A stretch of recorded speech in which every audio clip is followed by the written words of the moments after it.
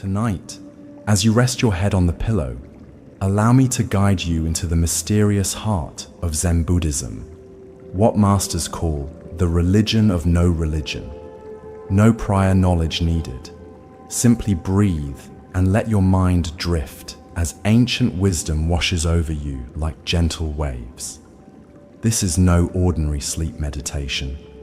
The secrets of Zen have transformed millions of lives for centuries, quieting anxious minds, dissolving stress, and revealing profound peace hiding in plain sight.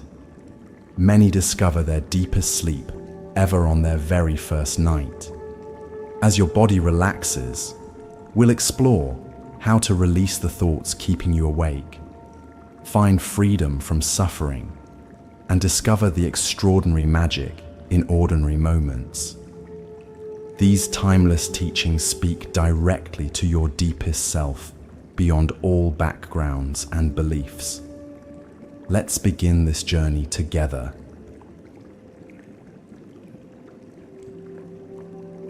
The unique approach of Buddhism. Buddhism stands apart from other major world traditions in a fundamental way. While many religions center around belief in God, souls, or sacred texts, Buddhism takes a different approach. The Buddha didn't ask his followers to have faith in things they couldn't verify. Instead, he invited them to explore their own experience, to see for themselves the nature of reality. When the Buddha was asked about metaphysical questions, about God, about the afterlife, about the beginning of the universe, he often remained silent or responded with a story or question that redirected attention to the present moment. As one story goes, two young priests once debated the best path to union with Brahma, the Hindu creator god. They approached the Buddha for his opinion. He simply asked, "Has anyone, back to the 7th generation of teachers, seen Brahma with their own eyes?" When they admitted no one had, the Buddha declared their goal laughable, vain, and empty. This wasn't because the Buddha denied the existence of gods entirely. Rather, he taught that such beliefs were ultimately irrelevant to the path of liberation. Buddhism acknowledges the existence of many gods, or devas, but these beings, while powerful and long-lived, are still subject to death and rebirth. They remain caught in the same cycle of existence as humans, just in more pleasant circumstances. The Buddha taught that even the highest gods, who might think themselves eternal creators, are still bound by impermanence and suffering. One story tells of a monk who ascends through various heavens, asking each level of gods about the ultimate nature of reality. Finally reaching Brahma himself, the monk discovers that even this supreme deity doesn't have the answers, but is too proud to admit his ignorance in front of the other gods. For the Buddha, seeking answers from gods was like asking for directions from someone who is also lost. This is why Buddhism is sometimes called a religion of no religion. It doesn't require belief in a supreme being, yet it offers a profound spiritual path.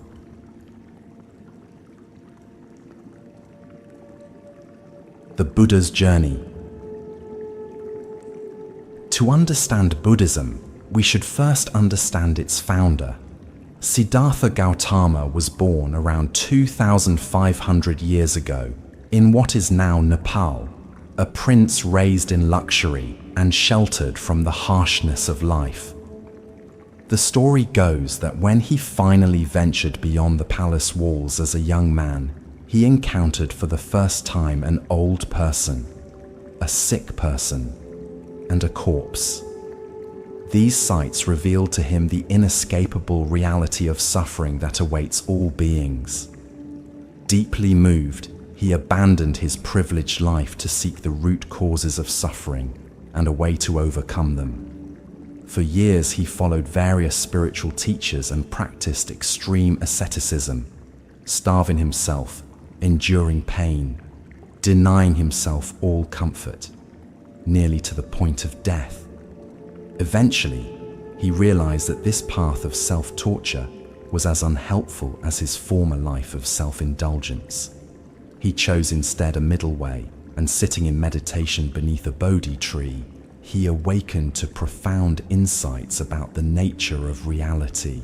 He discovered that all things are impermanent, constantly changing, that our attempts to cling to what cannot last inevitably leads to suffering, and that what we call ourself isn't a fixed, separate entity, but rather a flowing process, deeply connected with everything around us. After his awakening, the Buddha spent the remaining 45 years of his life teaching others how to realize these truths for themselves. He didn't ask people to believe him. He invited them to come and see, ehipassiko, to test his teachings through their own experience. Buddhism is, at its heart, a dialogue rather than a proclamation, a method rather than a doctrine.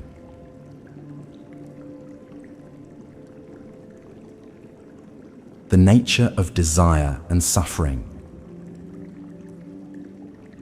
At the core of the Buddha's teaching is an understanding of desire and its relationship to suffering. The Buddha observed that we constantly chase after things we want and run away from things we don't want, yet we never find lasting satisfaction. Desire, by its very nature, can never be satisfied, the Buddha taught. No matter what you do, you will not be satisfied. That's the intrinsic nature of desire. We often satisfy the things we dream of, only to immediately start dreaming of something else. The cycle continues endlessly. The Buddha used a powerful metaphor for this. People cling desperately to material things and selfish desires, sacrificing their entire lives for them. They're like children trying to lick honey from a knife blade. The honey might taste sweet for a moment, but they cut their tongues in the process. Look at elderly people who have spent their lives chasing after everything society told them would bring happiness. Many seem covered in invisible scars, their beings made up of wounds and disappointments.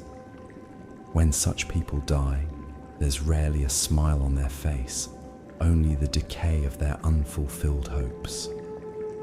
But someone who has lived without being deceived by dreams and false desires grows more peaceful and innocent with age. In death, they become even more beautiful than in life.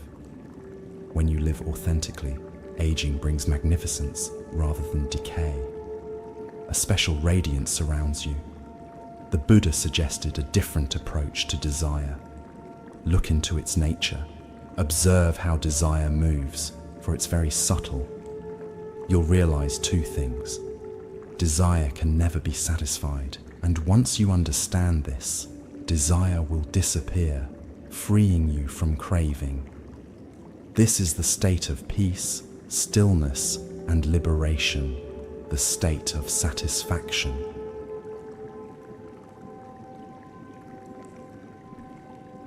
The 6 realms of existence. Buddhism offers a rich cosmology that can be understood both literally and as a psychological map of different states of mind. Central to this worldview is the concept of the 6 realms of existence, represented in the Wheel of Life, or Pava Chakra. At the top of the wheel are the devas, or gods, beings of great bliss, power, and extremely long lifespans. They represent the height of spiritual achievement. At the bottom are beings in hell realms, representing the greatest suffering. Between these extremes are several other realms. The realm of the hungry ghosts, pretas, with tiny mouths and huge bellies who can never satisfy their cravings. The human realm where we currently exist, the realm of angry spirits, asuras, full of rage and violence, and the animal realm. We need not take these realms literally. They can be understood as different states of mind we experience. We enter hell realms when we feel intense suffering. We become like hungry ghosts when we feel constant dissatisfaction. We experience the human realm when we feel balanced and reasonable. We taste the heavenly realms in moments of great joy. We become like angry spirits when filled with rage, and we sink into the animal realm when we act without awareness. The better person you become, the higher you climb toward the heavenly realms. The worse you become, the lower you sink toward the hell realms. But here's the important point. Whatever goes up must eventually come down. You can't keep improving forever. Beyond a certain point, improvement leads to decline, like a knife sharpened too much that begins to wear away. True enlightenment or Buddhahood exists nowhere on this wheel. It is liberation from the wheel itself. By trying to become better and better, you actually bind yourself to the wheel with golden chains. By becoming worse, you bind yourself with iron chains. The Buddha's teaching shows how to break free from all chains completely.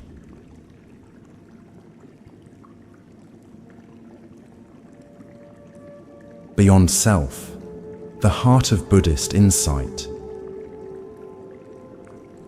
The Buddha taught that one of our most fundamental errors is believing we have a fixed, separate self or soul. This isn't saying that you don't exist, clearly you do, but that you don't exist as a separate, independent entity. The Buddha stated that the concept of self has been misunderstood. You exist, but you don't have a separate self. You exist, but aren't separate from the universe. Separation forms the basis of the self concept. If I am separate from you, I have a self. If you are separate from me, you have a self. Consider a map showing North and South America. On paper, they appear separate, but beneath the ocean, there's only one Earth. All continents connect. They're one Earth. We appear separate only on the surface. The deeper you go, the more separation fades. When you reach the core of your being, it becomes universal. There is no separate self, no soul. This is Buddhism's most radical and profound teaching. Not only does it say there is no God in the sense of an eternal creator, no heaven as a place of eternal reward, but it also says there is no eternal soul or self. This can be quite challenging, as it leaves us with nothing to cling to. Without a soul, if death is the end, all effort seems meaningless. What's the point of meditation or prayer? But the Buddha's insight is that this very clinging to a permanent self is what causes our suffering in the first place. When we let go of this illusion, we discover a freedom and peace that doesn't depend on the idea of being a separate, permanent entity. This is how our universe truly is, a vast network of mutual interdependence, where everything implies everything else.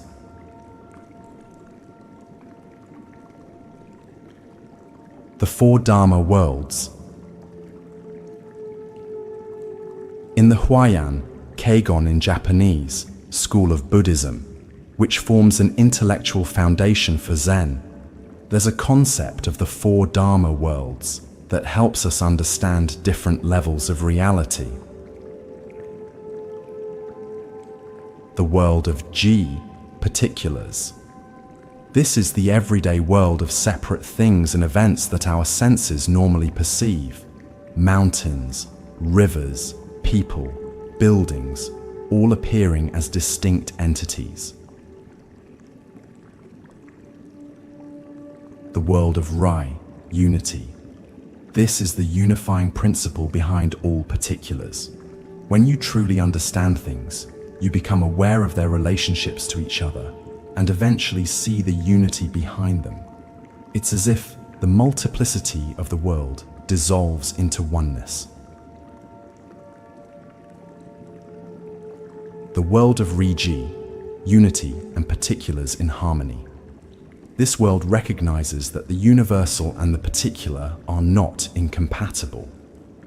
Just as you can have a red circle with the circle being a particular shape and red being a universal color, so too can spirituality and materiality, otherworldliness and worldliness coexist in harmony. The properly rounded out person is both spiritual and material. The world of Jiji, mutual penetration of all particulars. This is the highest view, where every particular thing is seen to contain and imply all other particular things. Between one event and any other, there is no obstruction or separation. This is the doctrine of the mutual interpenetration of all things. The world of Jiji is like Indra's net, where every dewdrop reflects all others. It means that any one event implies all events, and the entire universe, past, present, and future, depends on every single member. The whole universe depends on you, just as you depend on the whole universe. This highest view forms the philosophical basis for Zen as a practical, non-intellectual way of life. It's the realization that the most ordinary event, drinking tea, washing dishes, sneezing, implies the entire universe. This is why Zen people use ordinary events to demonstrate the cosmic and metaphysical without explaining them intellectually.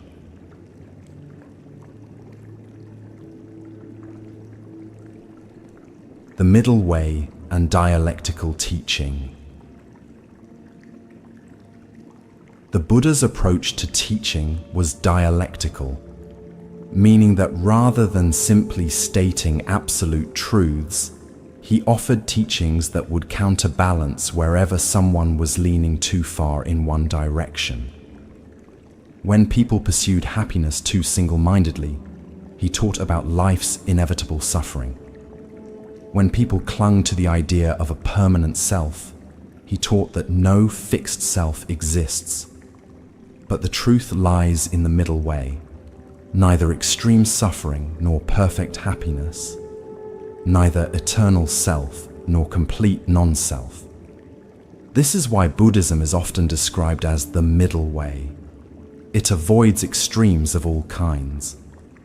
The Buddha himself had experienced both the extreme of sensual indulgence as a prince and the extreme of harsh asceticism as a spiritual seeker.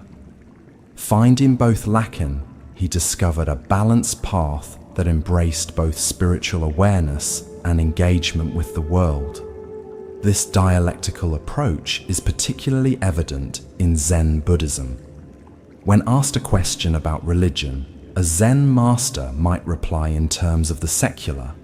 When asked about something secular, they might reply in terms of religion. For example, when the master Joshu was asked, "At the end of the Kalpa, when everything is destroyed in fire, will one thing remain? What is that?" Joshu replied, "It's windy again this morning." Another time, a student asked, "Please pass me a knife." The master handed him the knife with the blade first. "Please give me the other end," said the student. "What would you do with the other end?" the master replied. In the first case, a profound metaphysical question is answered with a comment about the weather. In the second, a simple request for a knife turns into a philosophical problem. This is the Zen way of breaking through our habitual patterns of thinking to direct experience.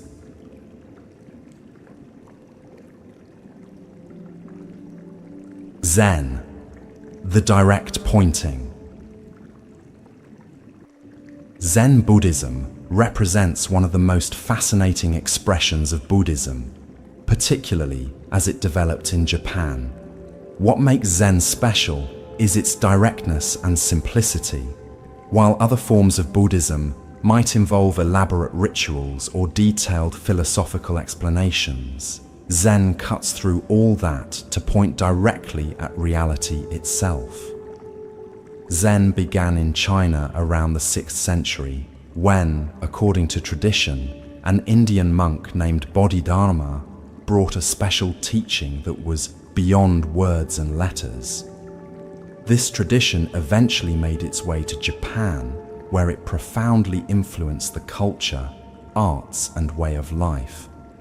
The word Zen comes from the Japanese pronunciation of the Chinese word Chan, which in turn comes from the Sanskrit word dhyana, meaning meditation or absorption. But Zen isn't just about sitting quietly, it's about bringing complete awareness to every aspect of life. A famous Zen saying declares, "Before enlightenment, chop wood and carry water. After enlightenment, chop wood and carry water." What changes isn't the activity, but the quality of awareness we bring to it. Zen teachers use various methods to awaken students from their habitual thinking. One approach involves presenting paradoxical statements or questions called koans, like, "What is the sound of one hand clapping?" Or, "What was your original face before your parents were born?" These questions can't be answered through logical thinking. They're designed to exhaust the rational mind and open the way for direct insight. Another method is zazen, just sitting in meditation, paying attention to breath and posture, letting thoughts and feelings arise and pass without getting caught in them. Unlike meditation practices that focus on achieving special states, Zen meditation is often described as just sitting, being completely present without seeking anything.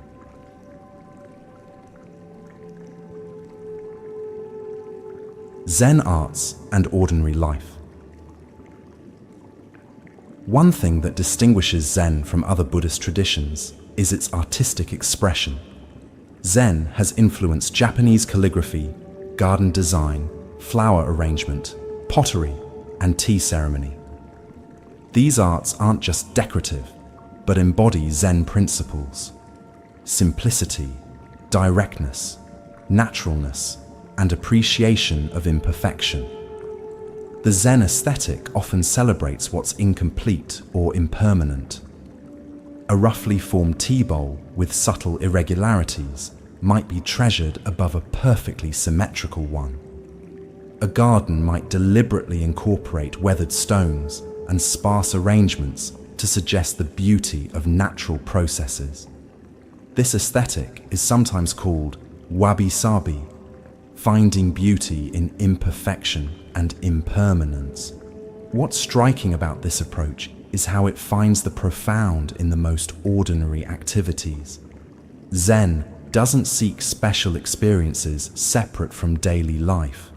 Instead, it teaches that enlightenment isn't something exotic or distant, but the true nature of our everyday experience when seen clearly. The highest kind of religious or spiritual attainment in Zen has no outward sign that it is religious or spiritual. As one Chinese poem says, "Entering the forest, he does not disturb a blade of grass. Entering the water, he does not make a ripple. There is no sign about him to indicate that he is self-consciously religious." This is why the greatest Zen painting and poetry often has as its subject matter not religious themes at all, but ordinary objects and experiences: pine branches, rocks, bamboos, frogs jumping into ponds. The most famous Zen poem by Basho simply states, "An old pond, a frog jumps in, plop." This poem contains no philosophical statements, yet it perfectly expresses the Zen appreciation for the ordinary moment, fully experienced. The splash is just a splash, nothing more, nothing less, yet when truly heard, it contains everything.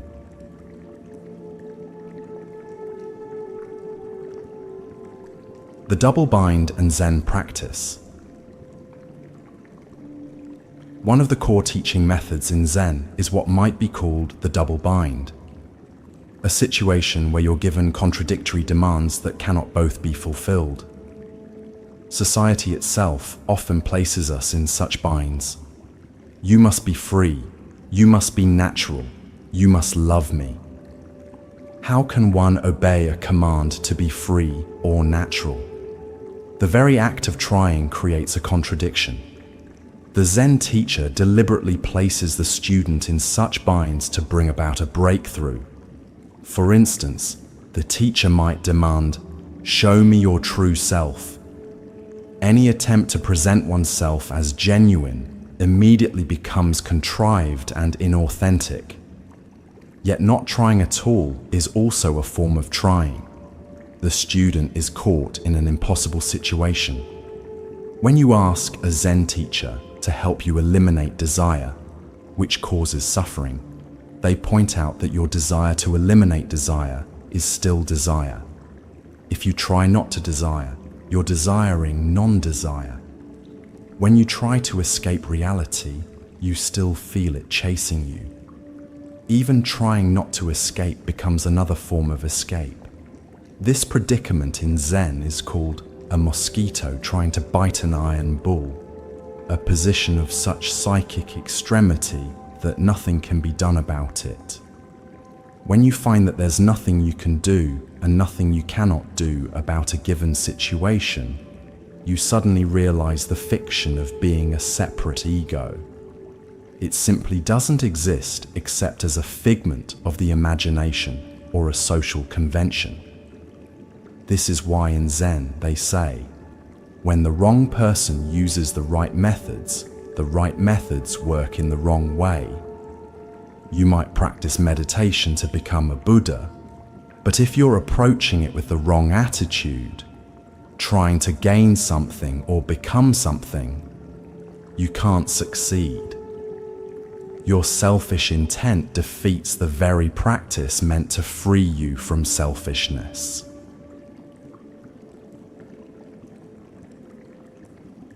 The religion of no religion. The term religion of no religion captures the paradoxical quality of Zen. It's not that Zen rejects religion entirely, it's that it recognizes both the value and the limitations of religious forms. Think of religion as a raft for crossing a river. When you reach the other shore, you don't carry the raft on your back, you leave it behind. But some people get so attached to religious forms that they stay on the raft, going back and forth across the river endlessly. The religious teacher becomes like a ferryman who never reaches the shore himself. Someone does need to return the raft to help others cross, but they must remember that the goal is getting people across and setting them free, not keeping them on the raft forever. When too many crowd aboard, people mistake the means for the end. In the series of Zen paintings called the 10 Ox Herding Pictures, which depict stages of spiritual development, the final image shows a person returning to the marketplace with bliss-bestowing hands.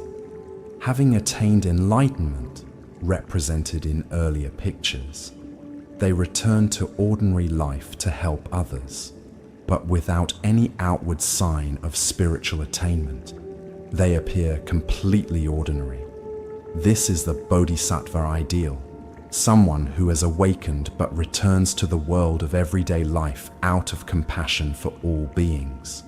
As one Zen saying puts it, to return to the source is not the same as never having left. The truly enlightened person doesn't reject the world, but engages with it from a perspective of wisdom and compassion. The Zen master Rinzai once said, "If you meet the Buddha on the road, kill him."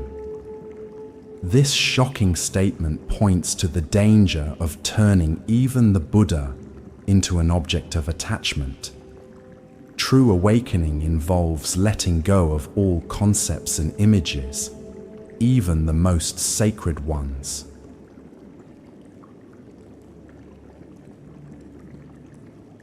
The modern relevance of Zen. What makes Zen so appealing across cultures is its universality. While it emerged from specific Buddhist traditions, its essence points to something recognized in many wisdom traditions: the possibility of living with greater awareness, presence, and freedom from our habitual patterns of thinking and reacting. In our hyper-connected, yet often profoundly disconnected world, Zen's emphasis on presence offers a path toward greater wholeness and authenticity.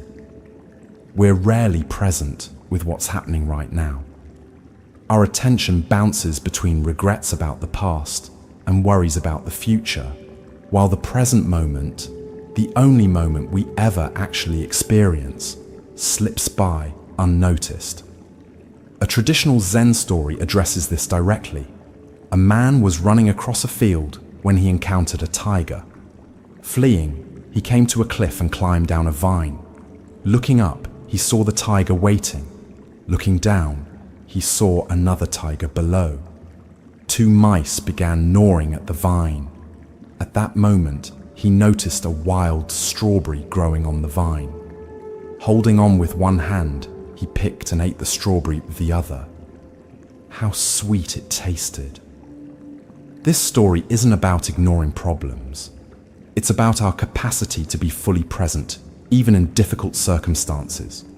The tigers represent the past and future that often terrify us. The mice symbolize the passing of time. Yet right now, in this very moment, there is a strawberry. The direct, vivid experience of being alive. Can we taste it fully, even while acknowledging our challenges?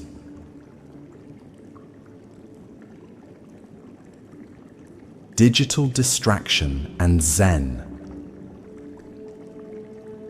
In our modern world, we face a challenge the ancient Zen masters couldn't have imagined: digital distraction. Many of us check our phones within minutes of waking up and continue checking them throughout the day, often even during conversations with loved ones. Studies show the average person checks their phone over 150 times daily, often without conscious awareness. This constant fragmentation of attention not only prevents us from being present, but actually reshapes our brains, making sustained attention increasingly difficult. A modern Zen approach might involve noticing the urge to check your phone without immediately acting on it. What drives this compulsion?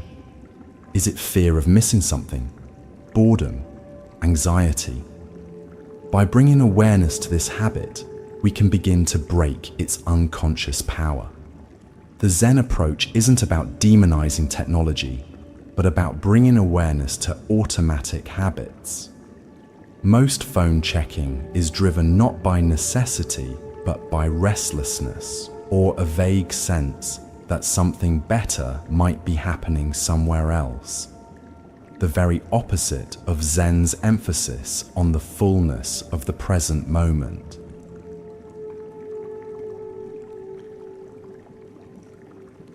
Facing difficult emotions.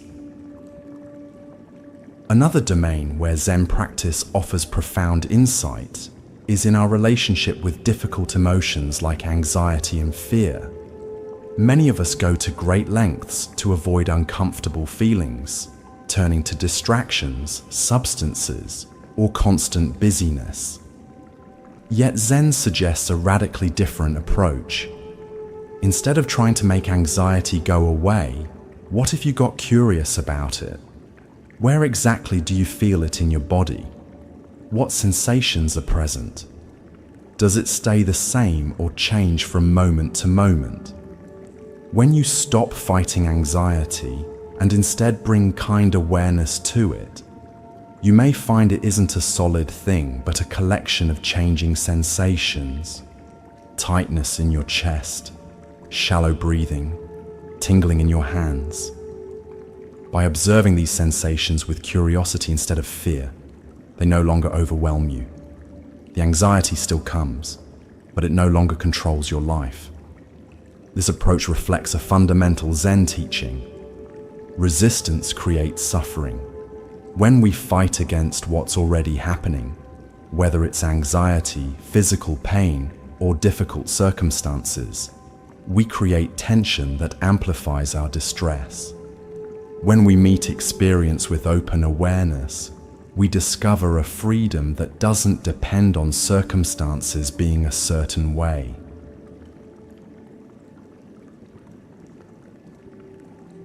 Beyond achievement. In the world of work and achievement, Zen offers particularly counterintuitive wisdom. While our culture celebrates ambition and constant self-improvement, Zen suggests that our relentless pursuit of goals often undermines the very satisfaction we're seeking. A CEO might proudly describe his rigorous productivity system and ambitious 5-year plan, only to have a Zen master ask, "With all this planning and achieving, when do you actually live? Are you constantly preparing to live at some future time when all your goals are achieved? When have you last fully experienced a single cup of tea without thinking about what comes next?" This points to a fundamental insight. Life only happens now. Our plans and ambitions have their place, but when they pull us out of the present moment into endless future-oriented striving, we miss our actual lives as they unfold. Many high achievers discover this too late, reaching their goals only to find a hollow feeling of, "Is this all there is?" Zen doesn't tell us to abandon meaningful work or ambitions, but it invites us to hold them more lightly, to find fulfillment in the process rather than postponing our sense of aliveness until some future achievement.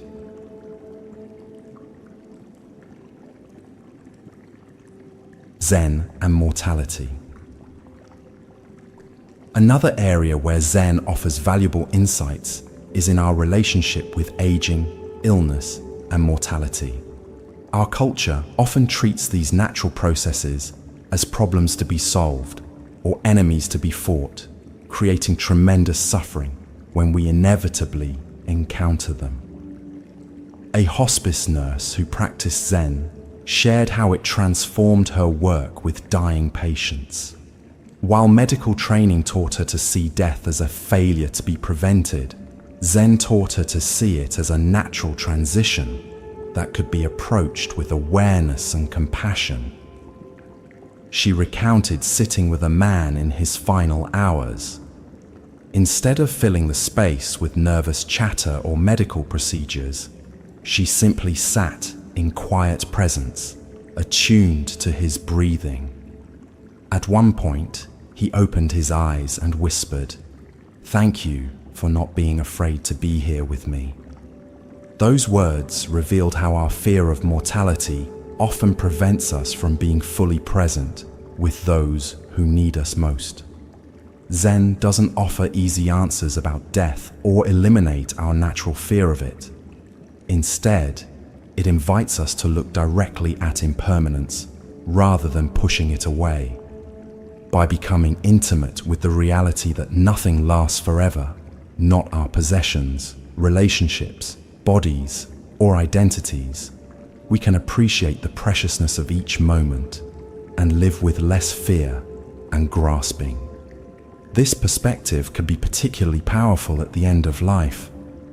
Someone who has lived without being deceived by dreams and false desires grows more peaceful and innocent with age. In death, they become even more beautiful than in life, When you live authentically, aging brings magnificence rather than decay. A special radiance surrounds you, and you become like a temple of something eternal and absolute. This is how life should unfold, a journey of growth and evolution. If aging makes you bitter and ugly, it suggests you've spent your life licking honey from knife blades. You've been wounded repeatedly by your own desires. Old age becomes dry and tedious, and few can face death peacefully, because people rarely live with true awareness. If someone truly lives, like a candle burning brightly from both ends, their death becomes something beautiful to witness. You'll see their life shine brightest at the very end. In their final moments, they become like a powerful flame. Their entire being concentrates into that moment, and light seems to radiate from them.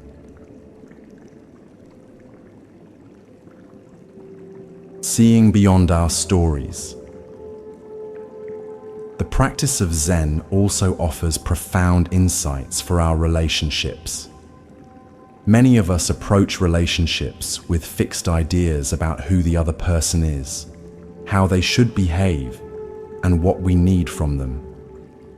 These expectations often create disappointment and conflict when reality doesn't match our mental images.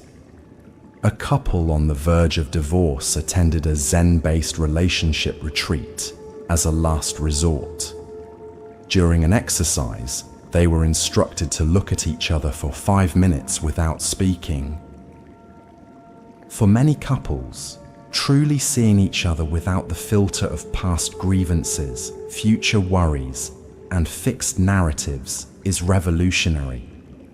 Afterwards, the husband shared with surprise, "I saw my wife today for the first time in years. Not who I think she is or who I want her to be, but who she actually is right now." This moment of true seeing created an opening for genuine connection beyond their stories about each other. This practice of seeing without preconceptions applies to all relationships. How often do we interact with others based on our ideas about them, rather than meeting them freshly in each moment? How often do we half listen while formulating our response or checking our phones?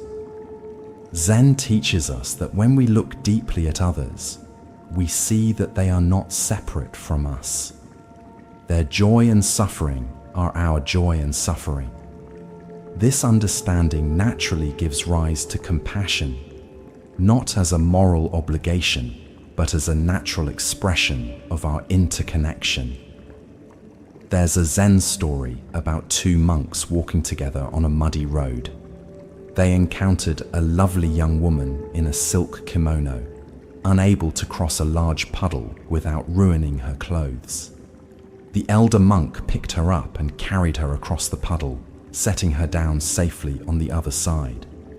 The 2 monks continued their journey in silence. 5 hours later, the younger monk, unable to contain himself any longer, said, "As monks, we're not supposed to touch women, especially beautiful ones." "Why did you do that?" The elder monk replied, "I left the woman by the puddle 5 hours ago." "Why are you still carrying her?" How often do we do the same? Something happens. Perhaps someone cuts us off in traffic, a colleague makes a thoughtless remark, or a family member forgets an important date. The actual event might last seconds, but we carry it for hours, days, sometimes even years, replaying it in our minds, having imaginary arguments, building elaborate cases for how we've been wronged. Meanwhile, life continues happening right now, but we're missing it because we're lost in our stories about the past.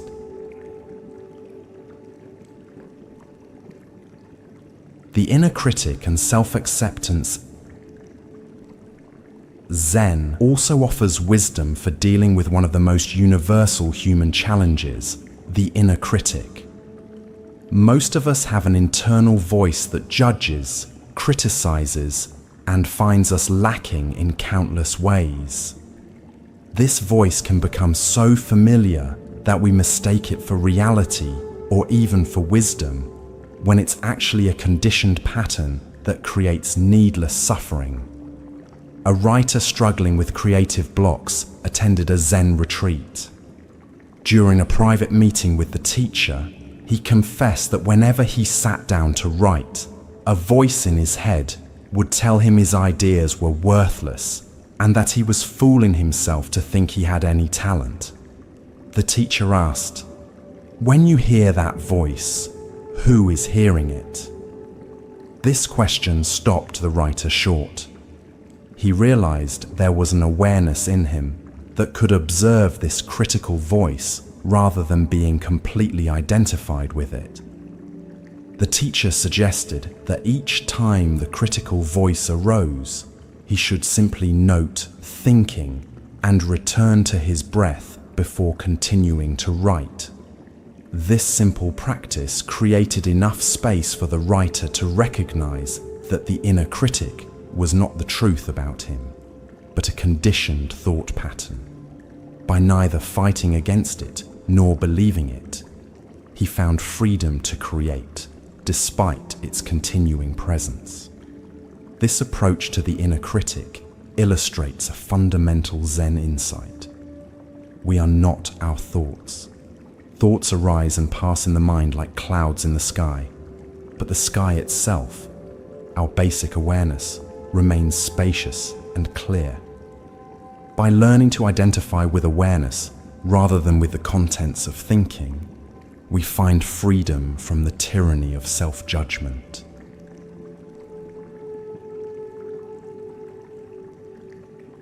The freedom of simplicity.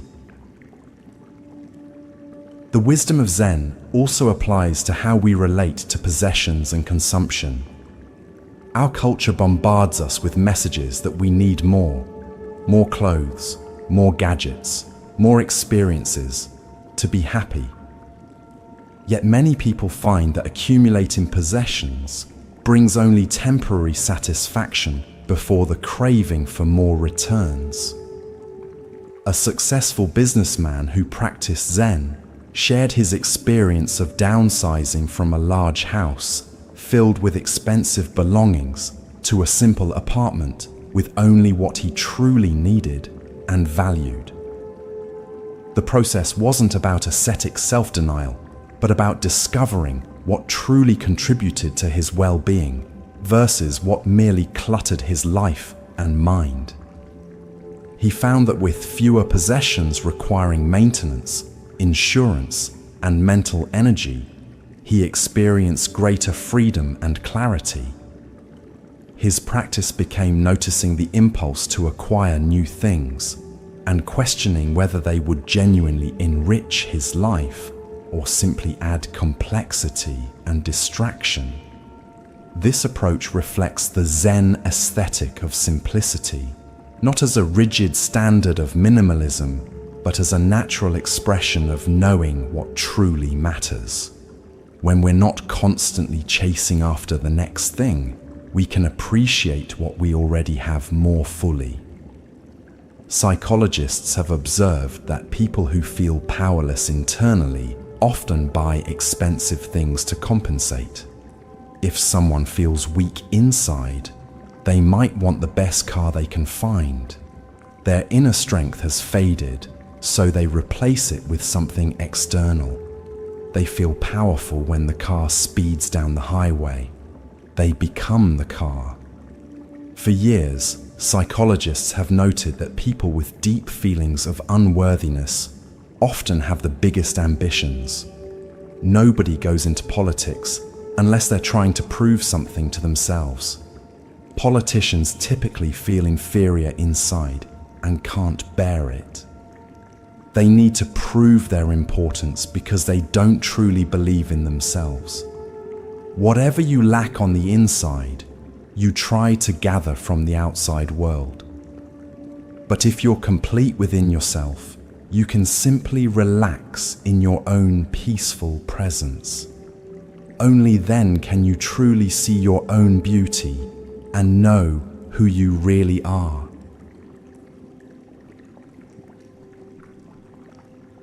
The origin and evolution of Zen.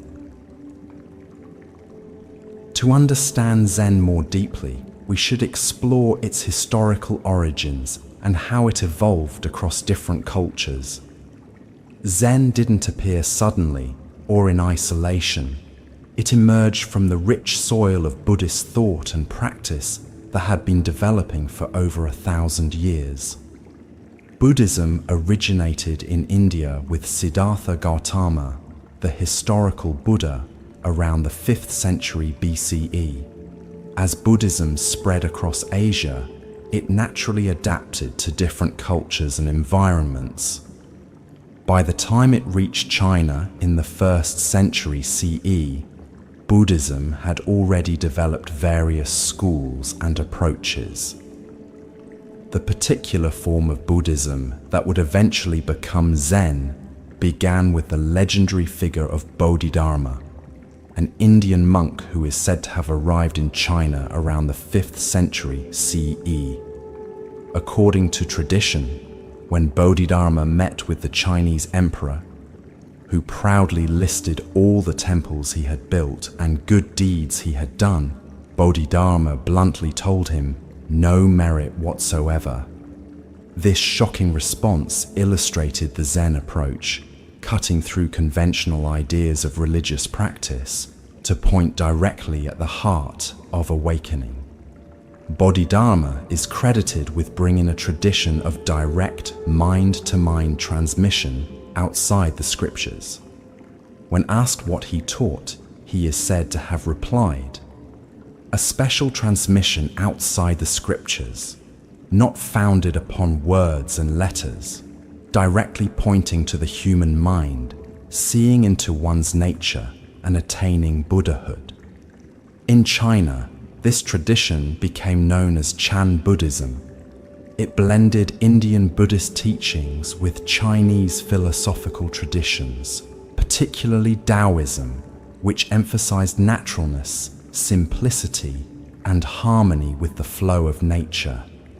This synthesis created a uniquely Chinese form of Buddhism that valued direct experience over theoretical knowledge. Chan Buddhism flourished during the Tang Dynasty, 618 to 907 CE, considered the golden age of Chinese culture. Masters like Huineng, Mazu, Linji, and Zhaozhou developed distinctive teaching styles that employed surprising tactics to break through their students' conceptual thinking. When Chan Buddhism was transmitted to Korea, where it became known as Seon, and later to Japan in the 12th century, where it became known as Zen, each culture added its own flavor to the practice. In Japan particularly, Zen influenced nearly every aspect of culture, from architecture and garden design to pottery, painting, calligraphy, and even everyday activities like serving tea or arranging flowers. Today, Zen has spread worldwide and continues to evolve as it encounters new cultures. While maintaining its essential focus on direct experience, Zen adapts its forms and practices to meet the needs of contemporary practitioners in diverse settings.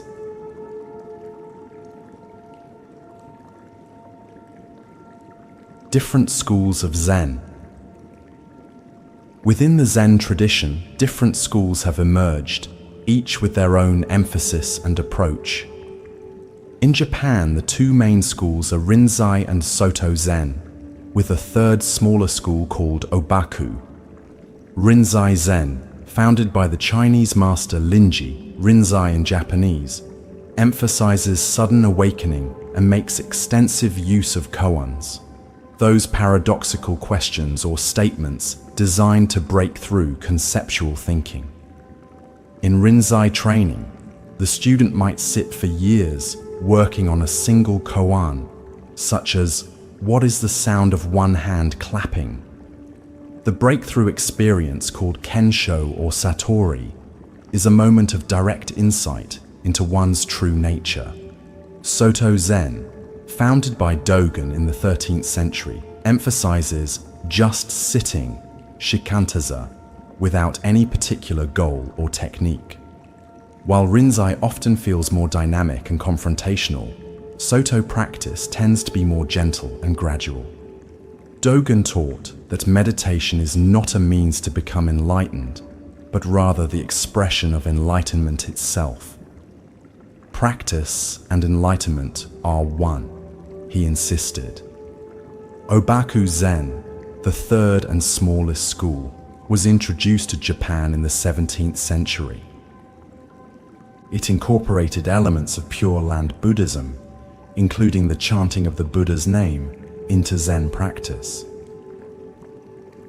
Despite these differences, all schools of Zen share the fundamental recognition that awakening is not something to be achieved in the future, but our natural state when we stop obscuring it with our thinking and striving.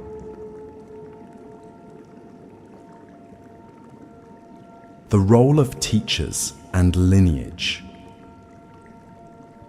In Zen, the relationship between teacher and student holds a special place.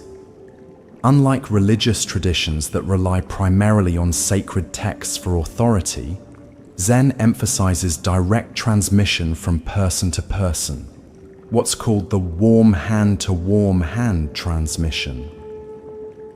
This doesn't mean that Zen rejects scriptures.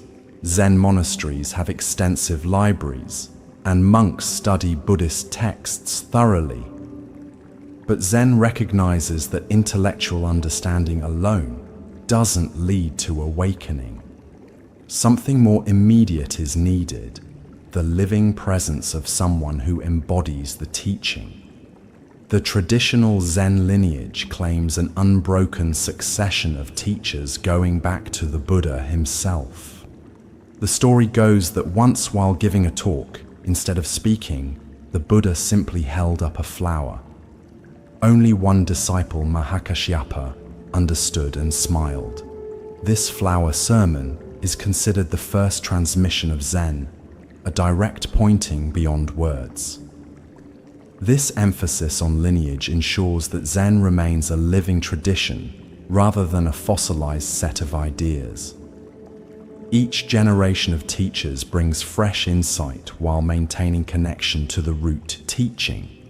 As one Zen saying puts it, not the same, not different. The Zen teacher's role is not to give answers, but to create conditions where the student can discover their own insight. This often involves frustrating the student's attempts to grasp Zen intellectually, or to use spiritual practice as a way of improving or protecting the ego. A true Zen teacher is like a mirror, reflecting the student back to themselves without distortion. The teacher might appear to be harsh or kind, challenging or supportive, but their fundamental concern is always the student's awakening, not their comfort. Finding an authentic teacher has traditionally been considered essential in Zen. While books and recordings can provide valuable information, they cannot offer the kind of immediate feedback and challenge that comes from working with a living teacher. However, as Zen has spread globally, new forms of practice and teaching have emerged to make the tradition accessible to those who might not have access to traditional teachers. The practice of Zazen. Just sitting at the heart of Zen practice is Zazen, seated meditation. Unlike some forms of meditation that focus on achieving altered states of consciousness or cultivating particular qualities, Zazen is often described simply as just sitting. In Soto Zen particularly, the emphasis is on shikantaza, just sitting, without any technique or goal. You simply take a stable posture, traditionally sitting cross-legged on a cushion with spine erect, hands forming a mudra, ritual gesture, eyes open but gaze lowered, and then you just sit, fully present with whatever arises. This sounds extremely simple, and it is, but it's not easy.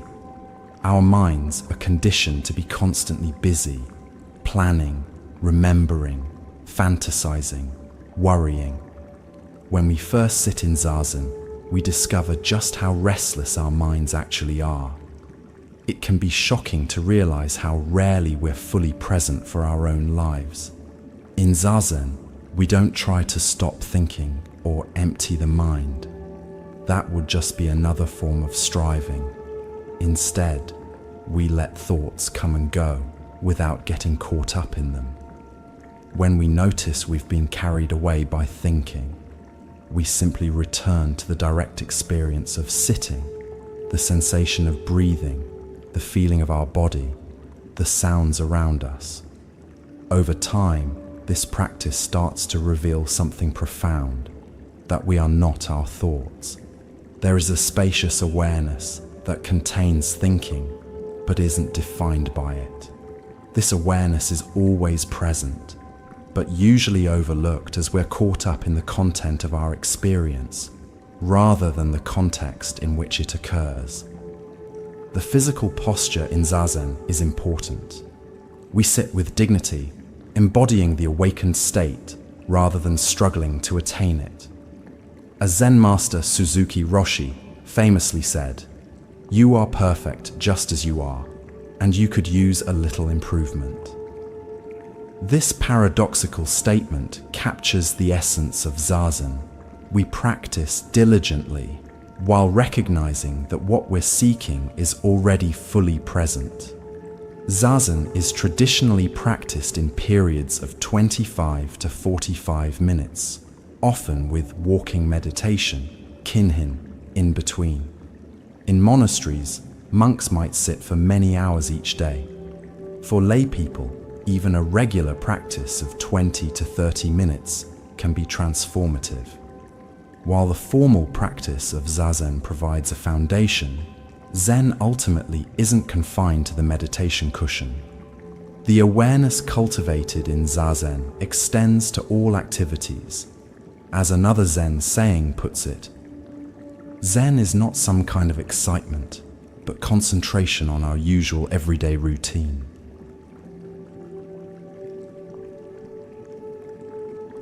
The Zen mindset in daily life. The ultimate aim of Zen practice isn't to have special experiences during meditation, but to bring the qualities of awareness, presence, and compassion into everyday life. This is sometimes called carrying the meditation pillow on your head, taking the qualities cultivated in formal practice into all your activities. One way Zen practitioners work with this is through mindful attention to everyday tasks. Cooking, cleaning, gardening, even using the bathroom, all become opportunities for practice. This isn't about making these activities special or spiritual.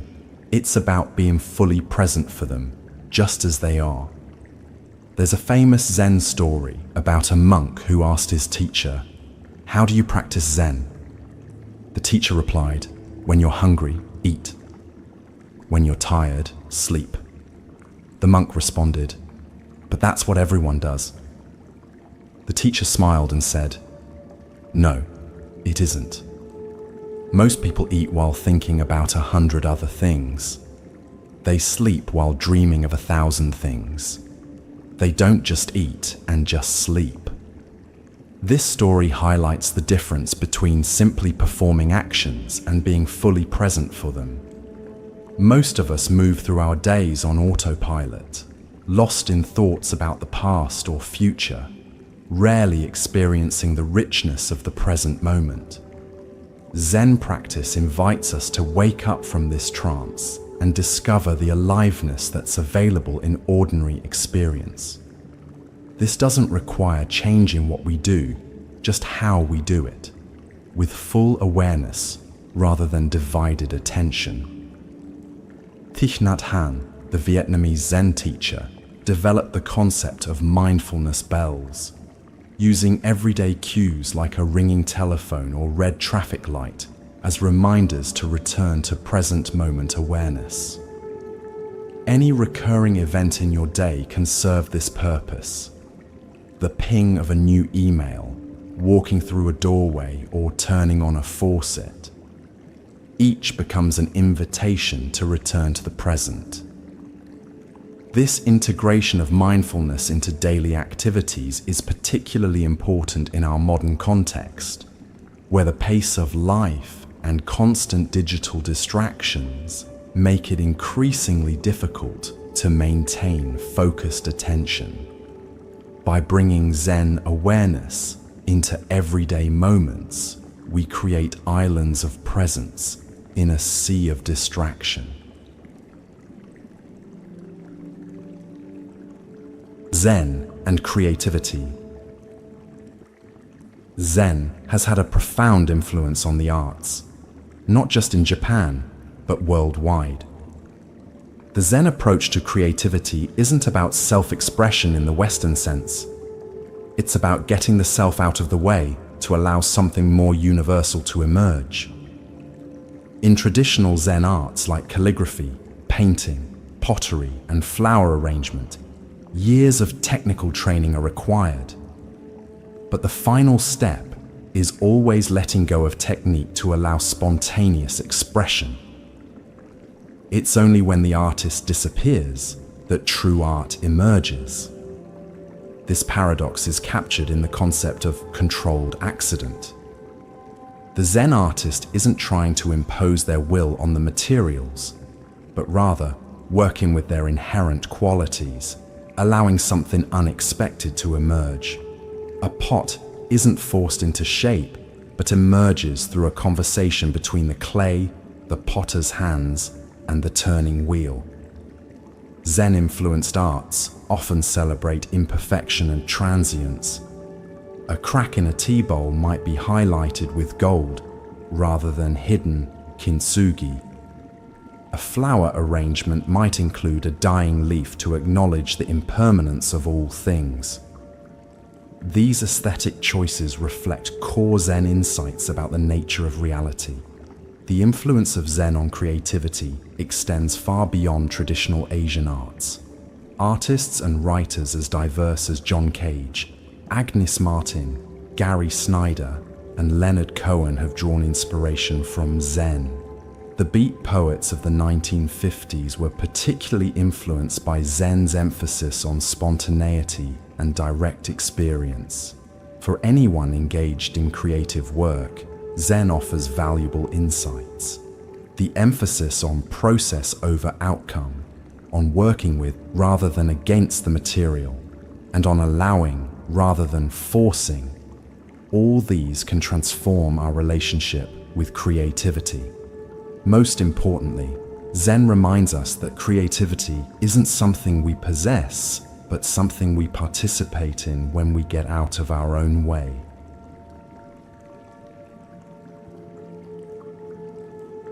Zen and work. In traditional Zen monasteries, work, samu, is considered an essential part of practice, not separate from meditation.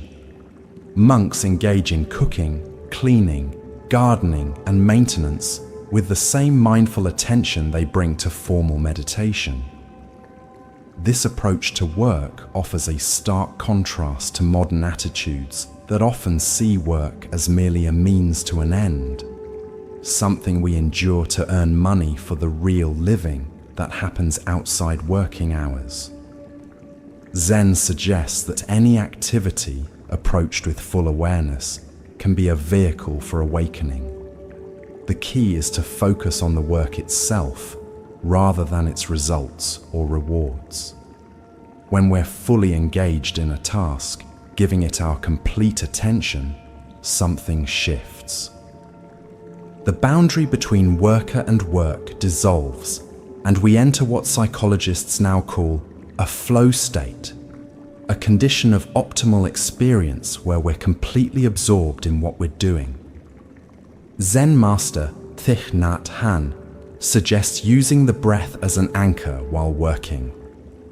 Breathing in, I know I am breathing in. Breathing out, I know I am breathing out.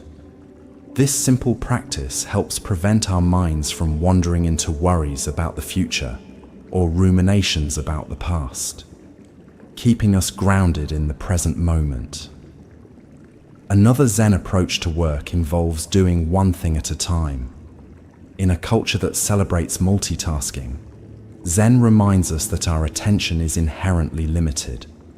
When we try to do multiple things simultaneously, we often do none of them well and deplete our mental resources in the process. By giving our full attention to one task before moving to the next, we not only produce better results, but experience greater satisfaction.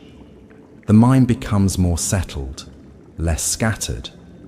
We might actually get more done with less effort, simply because we're not wasting energy switching between tasks or recovering from distractions. Perhaps most fundamentally, Zen invites us to reconsider the very purpose of work. Beyond earning a living, work can be a way of contributing to the well-being of all life, of expressing our deepest values, and of developing ourselves as human beings. When work is approached in this spirit, even seemingly mundane tasks become meaningful.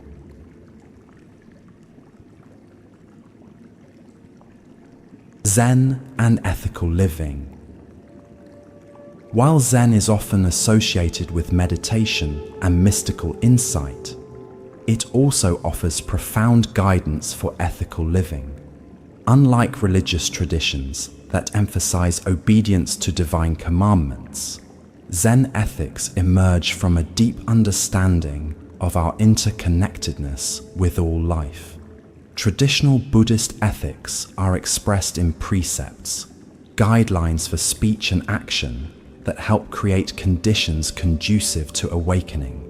These aren't seen as absolute rules handed down from above, but as expressions of wisdom and compassion that we gradually internalize through practice. The most basic precepts include not killing, not stealing, not engaging in harmful sexual behavior, not lying, and not clouding the mind with intoxicants. These are not followed out of fear of punishment, but from a growing recognition that actions which harm others ultimately harm ourselves as well, since we aren't separate from the web of life. In Zen, these precepts are often approached in a positive rather than prohibitive way.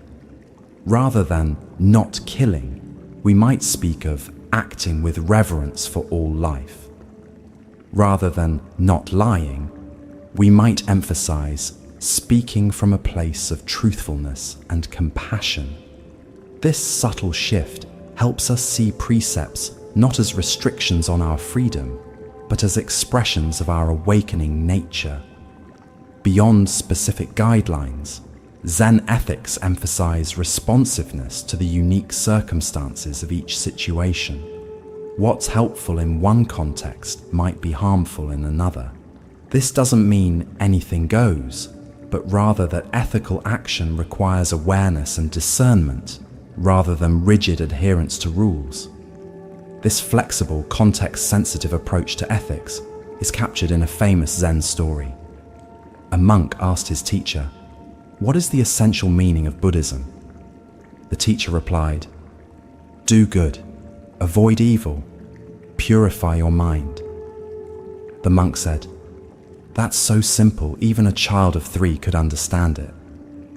The teacher responded, "Yes, but even an old person of 80 finds it difficult to practice." The story reminds us that ethical understanding is simple, but ethical living requires ongoing practice and attention.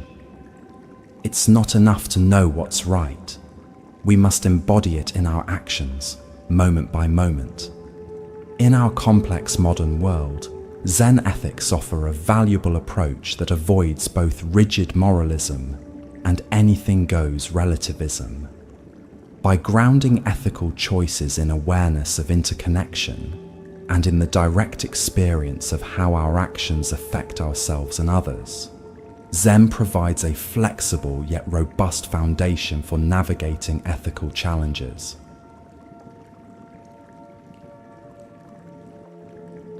Zen and relationships. Relationships provide some of our greatest joys and most challenging difficulties. They're also fertile ground for spiritual practice. Zen offers insights that can transform how we relate to others, whether in intimate partnerships, family relationships, friendships, or community connections. One core Zen teaching is that there is no separate self. When we truly understand this, we recognize that the boundaries we perceive between ourselves and others are more fluid and permeable than we typically assume. This doesn't mean we lose our individuality, but rather that we see it in a larger context of interdependence. From this perspective, the common question, "What can I get from this relationship?" shifts to, "How can this relationship help all involved to flourish?" Rather than seeing relationships as transactions where we try to maximize benefits and minimize costs for ourselves, we can approach them as shared journeys of growth and awakening. Zen practice also helps us become more fully present in our relationships. How often are we physically with someone but mentally elsewhere, thinking about work, planning dinner, or scrolling through social media? This divided attention prevents genuine connection. When we bring mindful awareness to our interactions, something deeper becomes possible. A simple practice for mindful communication is to truly listen when others speak. Most of us listen partially at best, formulating our response while the other person is still talking. Zen suggests listening completely, giving our full attention to understanding not just the words, but the person speaking them. When we listen in this way, people feel truly seen and heard, which in itself can be deeply healing. Another valuable Zen approach to relationships involves non-attachment to fixed ideas about others. We all have tendency to create mental images of the people in our lives. She's always critical. He never listens. They're so self-centered. These images might contain some truth, but they also limit our ability to see the person freshly in each moment and to recognize their capacity for change. By letting go of these fixed notions and meeting others with beginner's mind, a mind open to new possibilities rather than filled with preconceptions, we create space for genuine encounter and growth. This doesn't mean ignoring problematic behaviors, but rather addressing them without reducing the whole person to those behaviors. Perhaps most importantly, Zen reminds us that our interactions with others reveal our own mind states as much as they do anything about the other person. When we're irritated by someone's behavior, the irritation arises in our consciousness. By noticing our reactions without immediately acting on them, we gain insight into our own patterns and create more choice in how we respond. This internal awareness is the foundation of skillful relationship.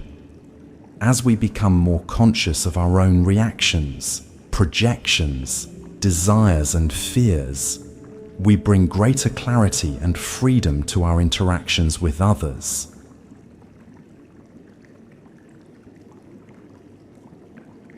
Zen and conflict resolution. Conflict is an inevitable part of human life. Whether between individuals, within communities, or between nations, differences in needs, values, and perceptions naturally lead to tension. Zen doesn't offer a way to eliminate conflict entirely. but it provides insights that can help us approach it with greater wisdom and compassion. One key Zen insight is that conflict often escalates when we become identified with our positions and see them as extensions of ourselves. A disagreement becomes personal, a threat to our identity or self-worth. From this reactive state, we become defensive or aggressive, and resolution becomes more difficult. Zen practice helps us recognize that our opinions and positions, while they may be important, are not who we are.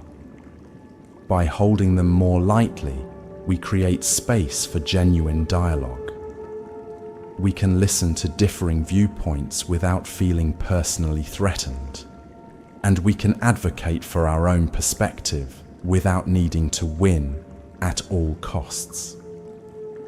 Another valuable approach is to look beneath positions to the underlying needs and concerns that drive them. Often people with seemingly opposed positions share common values or needs. By focusing on these deeper shared concerns rather than surface disagreements, we can find creative solutions that address everyone's essential requirements. Zen also encourages us to be attentive to the physical and emotional sensations that arise during conflict. When we feel threatened, our bodies respond with increased tension, rapid heartbeat, shallow breathing, and other stress responses. By noticing these reactions, without being controlled by them, perhaps taking a few deep breaths, or momentarily shifting attention to physical sensations, we can access more of our intelligence and compassion. The practice of non-judgment is particularly valuable in conflict situations. This doesn't mean abandoning discernment or ethical standards, but rather suspending the automatic categorization of people and actions as good or bad, right or wrong. By staying with the complexity of a situation rather than reducing it to simplistic judgments, we can see more clearly and respond more skillfully. Sometimes the wisest response to conflict is to create space, to pause rather than react immediately. As one Zen saying puts it, when in doubt, don't. A period of reflection, perhaps including meditation or consultation with trusted others, can allow for a more considered response rather than a reactive one. In community conflicts, Zen emphasizes the importance of creating processes where all voices can be heard with respect. This doesn't mean everyone gets what they want, but that everyone feels their perspective has been genuinely considered. When people feel heard, they're often more willing to accept outcomes different from their initial preferences. Perhaps most fundamentally, Zen approaches conflict with a recognition of our shared humanity and interdependence. Even those with whom we strongly disagree are, like us, seeking happiness and trying to avoid suffering. This basic recognition doesn't automatically resolve differences, but it provides a foundation of respect and compassion that makes resolution more possible.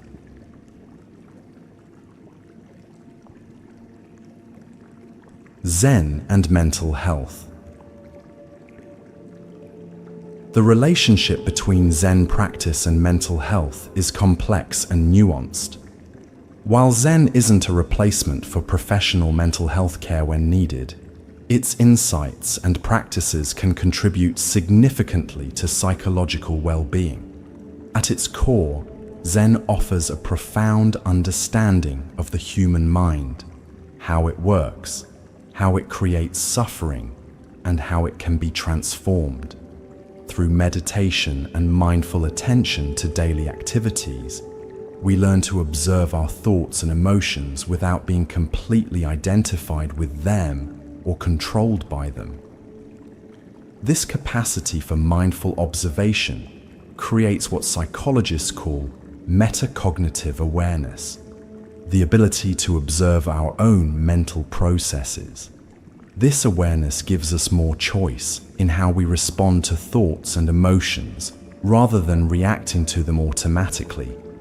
For example, when anxiety arises, instead of being completely caught in the anxious thoughts and sensations, we can notice, anxiety is present, and relate to it with some spaciousness. Similarly, when negative self-talk emerges, I'm not good enough, I always mess things up, we can recognize these as thoughts rather than absolute truths about ourselves. Zen practice also helps us develop greater acceptance of difficult experiences. Rather than fighting against uncomfortable emotions or trying to escape them through distraction or substance use, we learn to be with them with kindness and curiosity. This doesn't mean passively enduring suffering, but rather meeting it in a way that doesn't amplify or prolong it.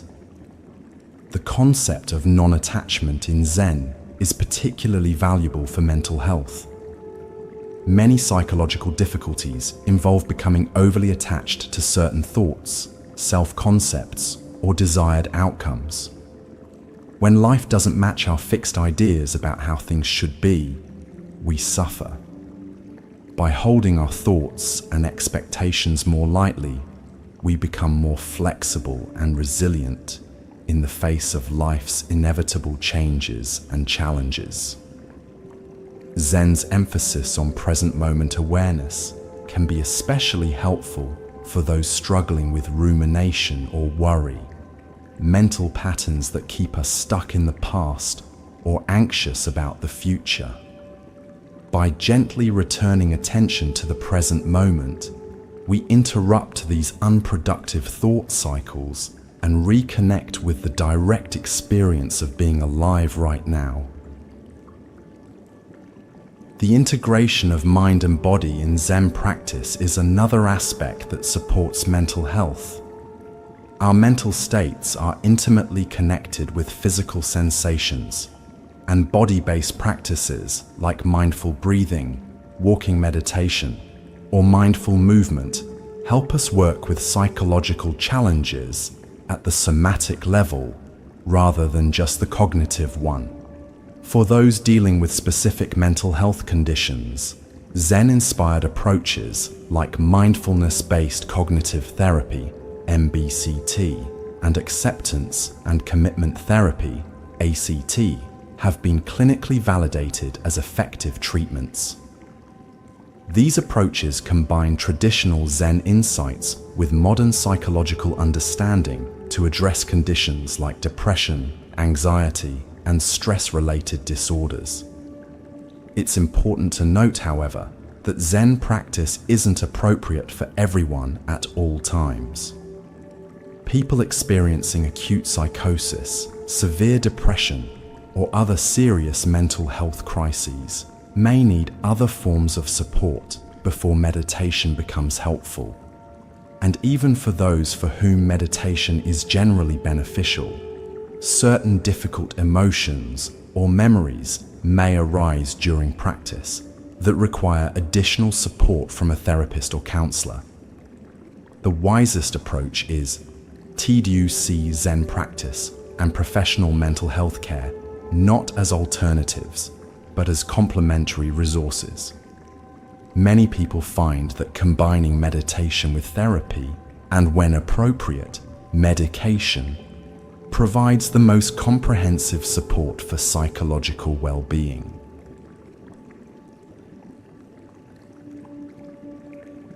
Zen in the modern world.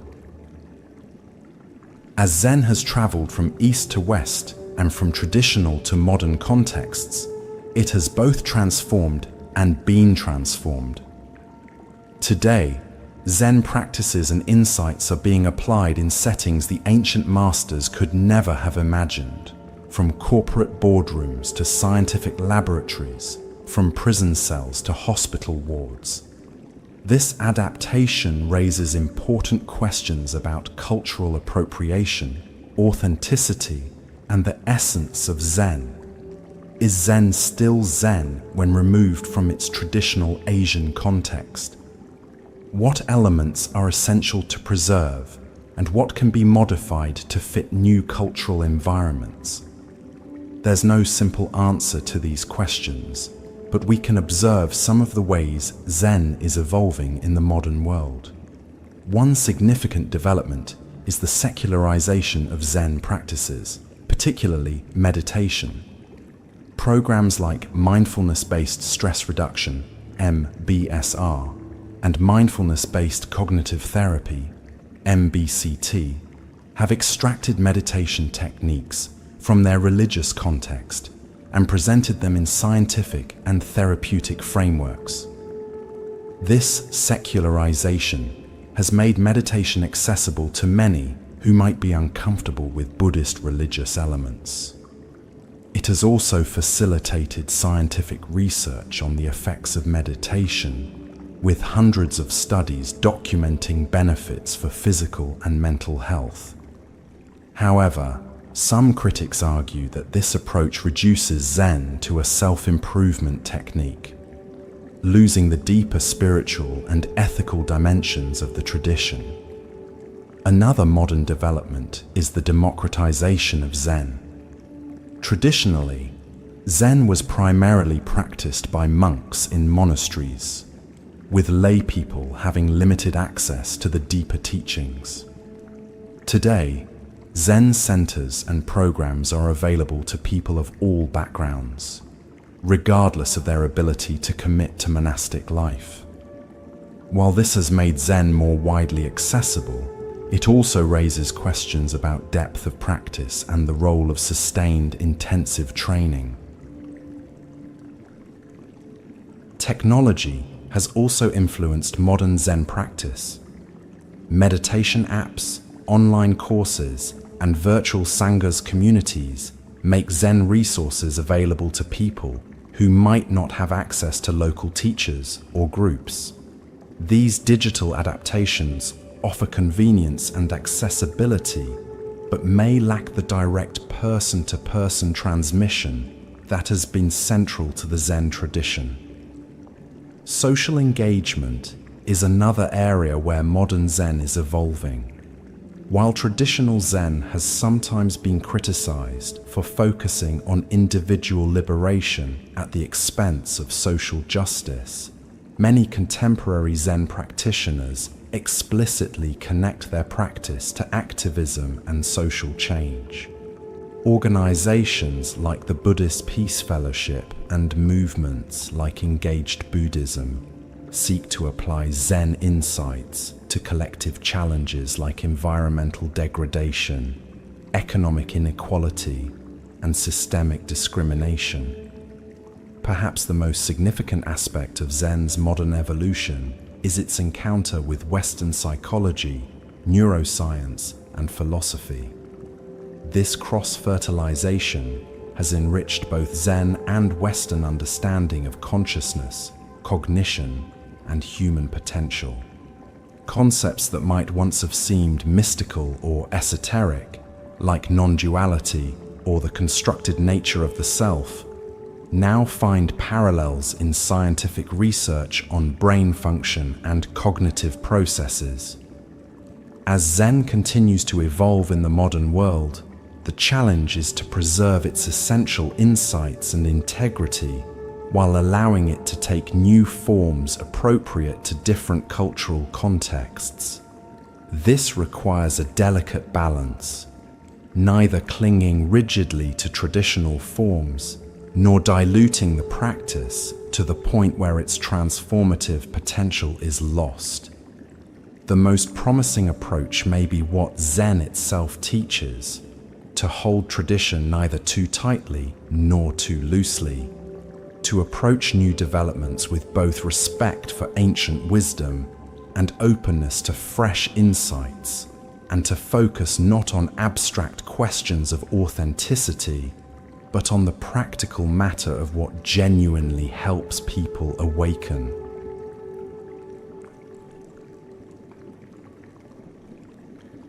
Zen koans, the art of the impossible question. One of the most distinctive and fascinating aspects of Zen practice, particularly in the Rinzai tradition, is the use of koans.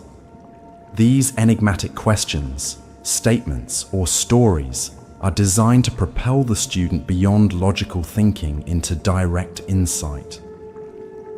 A koan isn't a riddle with a clever solution, nor is it nonsense designed to frustrate the intellect, though it certainly does that. Rather, it's a precision tool crafted to create a particular kind of crisis. A crisis of meaning that, when fully experienced, can open into breakthrough. Famous koans include: what is the sound of one hand clapping? What was your original face before your parents were born? Does a dog have Buddha nature? If you meet the Buddha on the road, kill him. When a student is given a koan, they're expected to meditate on it day and night, bringing their whole being to this impossible question. The usual approaches of logical analysis, metaphorical interpretation, or philosophical speculation all fail to crack the koan. That's precisely the point. The koan is designed to exhaust all the mind's usual strategies, creating a state of great doubt where one's entire framework of understanding is called into question. In this state of not knowing, something new can emerge, a direct, non-conceptual insight. The Japanese term for this breakthrough is satori, a moment of seeing into one's true nature beyond all concepts and constructions. In traditional Rinzai training, the student regularly meets with the teacher in private interview, dokusan, to present their understanding of the koan. The teacher can immediately discern whether the student has had genuine insight or is still caught in conceptual thinking. No explanation or interpretation, however clever, will satisfy the teacher. Only when the student embodies the truth of the koan, when they become the koan, will the teacher recognize their realization. Once a student resolves one koan, they're given another. In traditional training, a student might work through hundreds of koans over many years, each one addressing different aspects of awakening and its expression in daily life. The koan tradition highlights a key aspect of Zen, that ultimate truth cannot be captured in concepts or conveyed through words. It must be directly experienced. As one Zen saying puts it, don't mistake the finger pointing at the moon for the moon itself. All teachings, including koans, are merely pointers to a reality that transcends language. This doesn't mean that Zen is anti-intellectual or opposed to rational thought. Rather, it recognizes both the value and the limitations of conceptual understanding. Concepts are useful tools for navigating the relative world, but they can never capture the absolute. The koan practice helps us recognize when we're mistaking our conceptual maps for the territory itself. In our modern world, where we're constantly bombarded with information and explanations, the koan practice offers a radical alternative, an invitation to rest in not knowing, to become comfortable with mystery, and to discover what lies beyond our conceptual constructions of reality.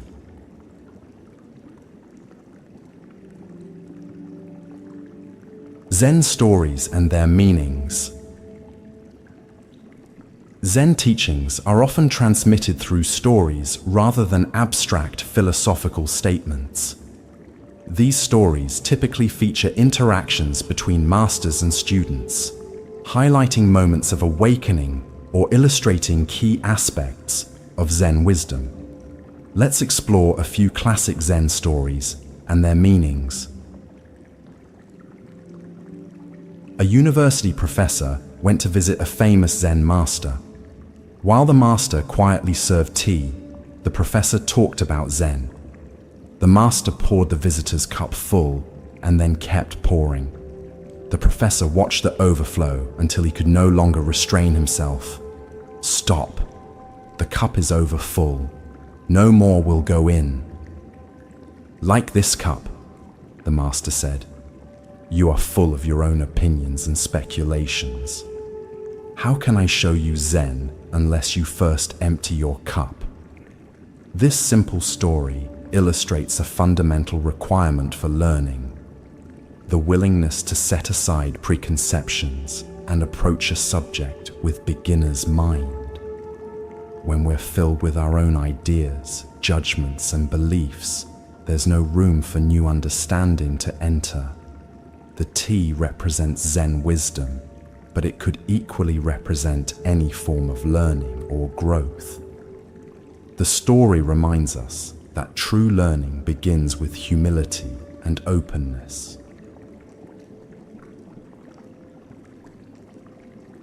A man traveling across a field encountered a tiger. He fled, the tiger chasing after him.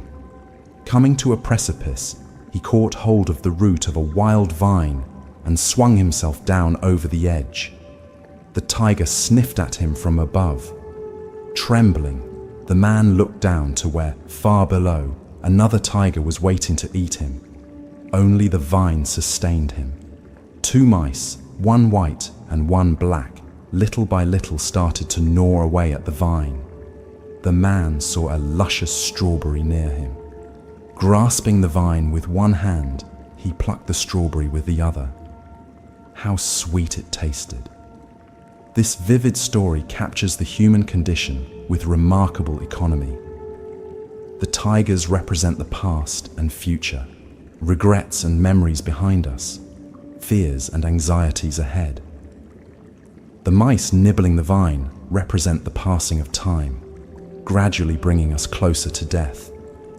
Yet in the midst of this precarious situation, there's a strawberry, the present moment in all its potential richness. The story doesn't deny the reality of danger or the inevitability of death. Rather, it suggests that even in the most difficult circumstances, the present moment offers the possibility of genuine aliveness and appreciation. The man's ability to fully taste the strawberry represents our capacity to be present even amid difficulty.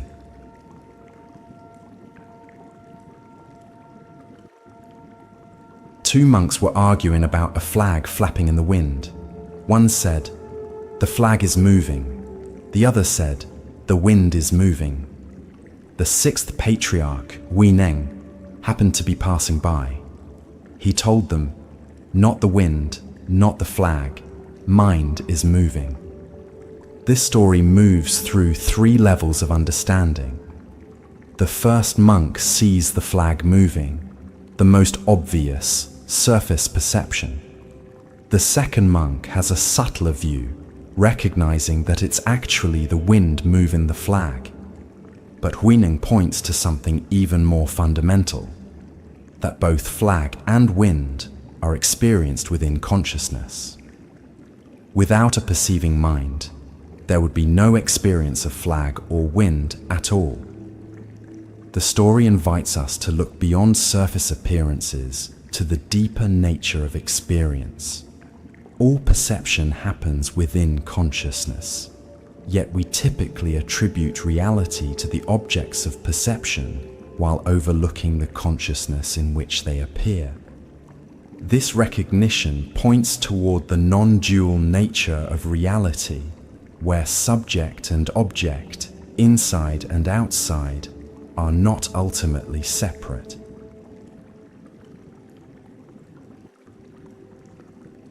Zuigan called out to himself every day, "Master," and then answered, "Yes, sir."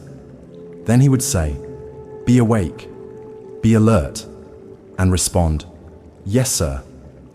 Don't be deceived by others any day, any time. No, I won't. This humorous story highlights the practice of self-awareness. Zuigan's dialogue with himself represents the practice of mindfulness, the capacity to observe our own thoughts, emotions, and actions rather than being completely identified with them. By calling himself Master and then responding, Zuigan embodies both the aspect of awareness that can observe, the witness, and that which is observed, the contents of consciousness.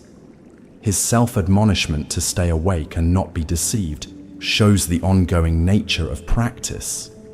It's not a one-time realization, but a continuous process of remembering our true nature.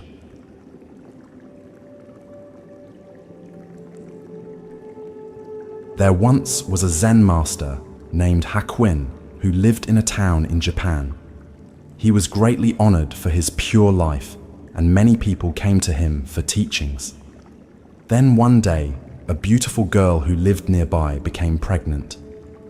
Her angry parents demanded to know who the father was.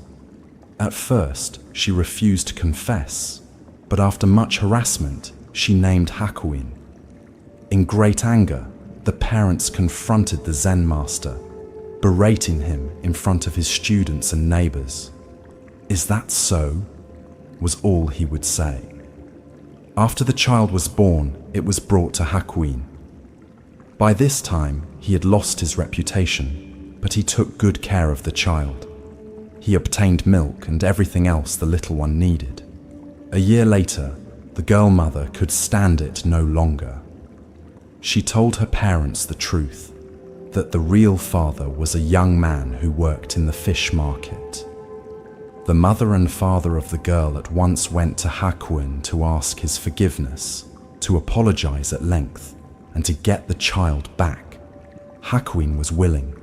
As he yielded the child, all he said was, "Is that so?" This powerful story illustrates several key Zen principles. Hakuin's response, "Is that so?" shows a mind free from reactivity, neither defending his reputation nor expressing anger at the false accusation. His willingness to care for the child demonstrates compassion in action, putting the child's needs above concern for his own reputation. The story challenges our normal fixation on being perceived accurately by others and our tendency to defend ourselves against criticism. Hakuin's equanimity in the face of both condemnation and later praise shows a freedom from the 8 worldly winds that typically buffet our emotional state: praise and blame, gain and loss, pleasure and pain, fame and disrepute.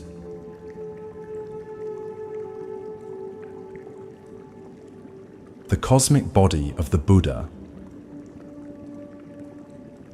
Zen is often portrayed as a stripped-down, minimalist form of Buddhism, focused on direct experience rather than elaborate cosmology or metaphysics. While this emphasis on immediacy is certainly characteristic of Zen, it doesn't mean that Zen lacks profound philosophical dimensions.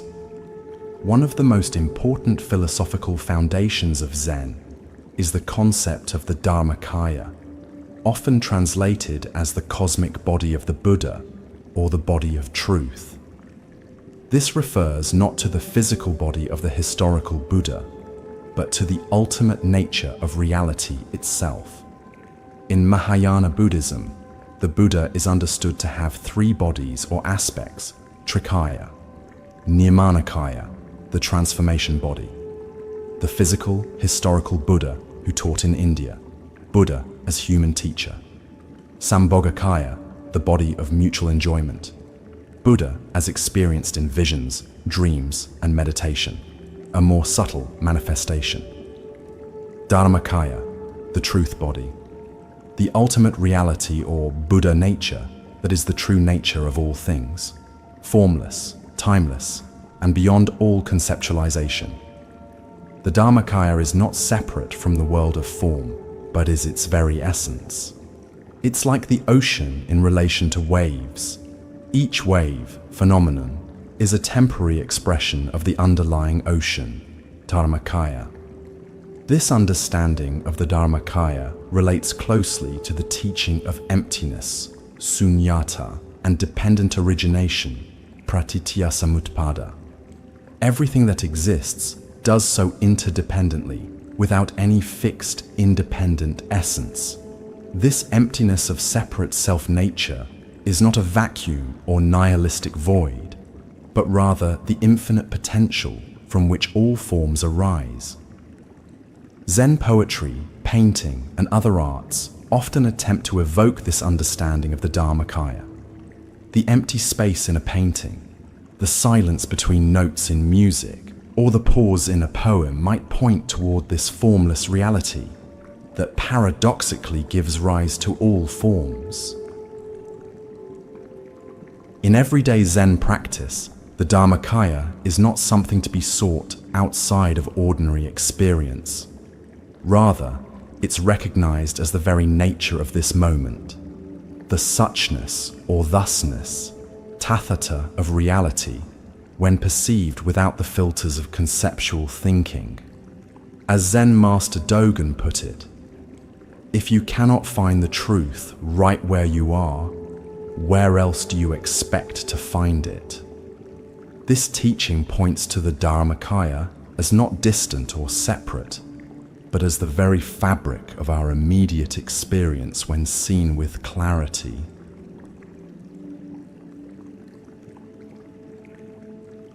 The cosmic game of hide and seek. One way to understand Zen, and indeed all of Buddhism, is as a response to a cosmic game of hide and seek that we're all playing. This game begins with our true nature, Buddha nature, or Dharmakaya, hiding from itself by pretending to be separate individuals with limited awareness. In this game, the infinite, boundless consciousness that is our true nature pretends to forget itself. It takes on the disguise of being a separate entity, a person with a name, history, personality, and concerns, located inside a physical body and separate from the rest of the universe. This disguise or masquerade is so convincing that we completely forget it's a game. We believe with absolute conviction that we are indeed these separate entities, and this belief becomes the foundation for all our suffering. From the sense of being a separate self comes fear, desire, competition, loneliness, and all the other forms of psychological pain that humans experience. The Buddha's awakening was simply the recognition of this game for what it is. He saw through the disguise and remembered his true nature, not as a separate individual named Siddhartha, but as the boundless awareness in which all experience arises. This realization didn't make him less human. Rather, it allowed him to live his humanity more fully, without the constrictions and suffering that come from mistaken identity. Zen practice is essentially about seeing through this cosmic masquerade. Through meditation, koans, mindful living, and other practices, we gradually, or sometimes suddenly, recognize our true nature.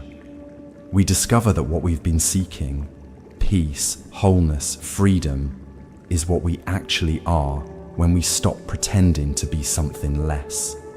This insight is often described as waking up, as if from a dream in which we were playing a limited character. The awakening doesn't destroy the character. We still have personalities, bodies, preferences, and relationships. But we no longer mistake the character for our fundamental identity. We can play our human role with more freedom, creativity, and compassion because we're no longer trapped in it. In this light, enlightenment is not the achievement of some special state or the acquisition of supernatural powers. It's simply the recognition of what has always been the case, that our true nature is not a separate entity, but the boundless awareness in which all experience appears. As the Zen saying goes, before enlightenment, chop wood and carry water. After enlightenment, chop wood and carry water. The activities don't change, but our relationship to them transforms completely.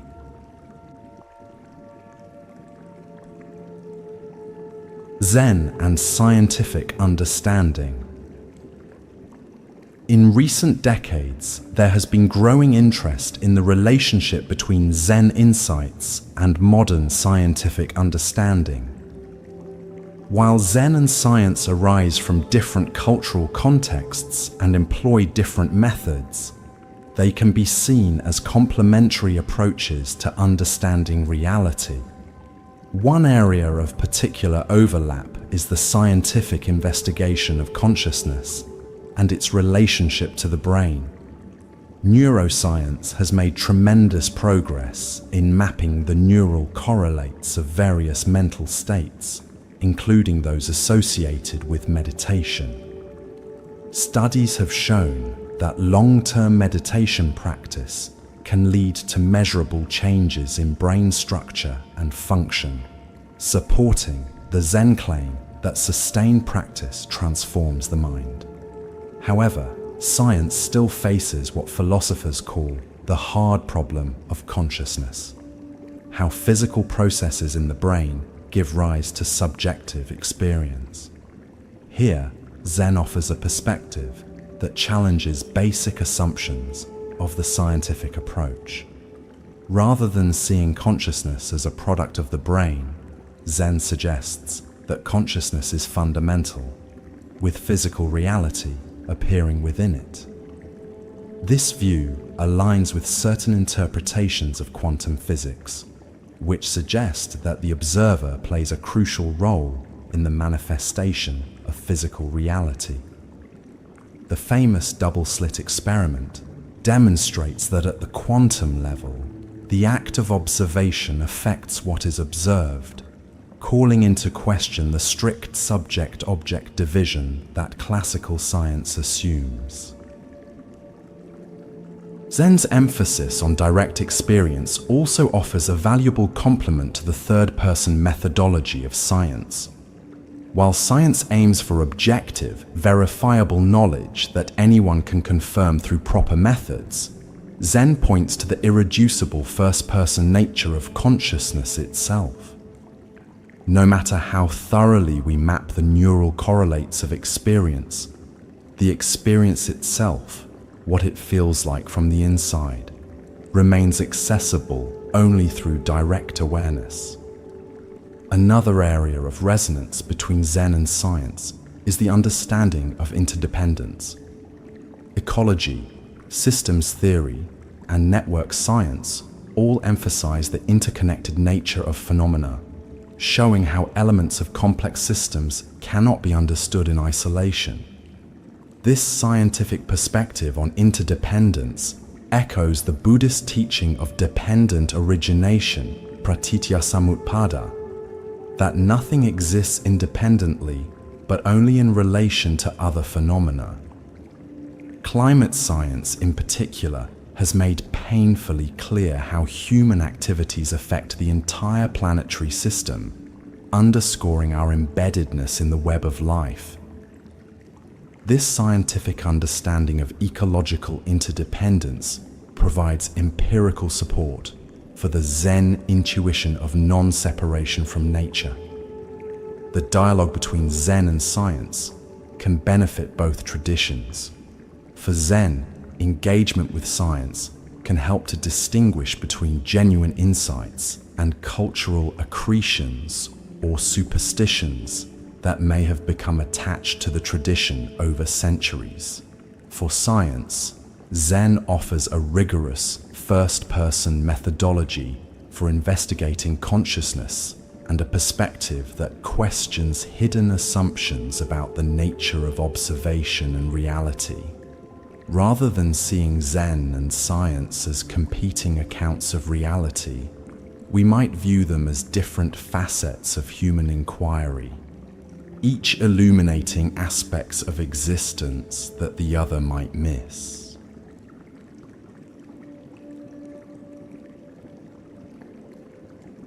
Zen's ethical dimensions.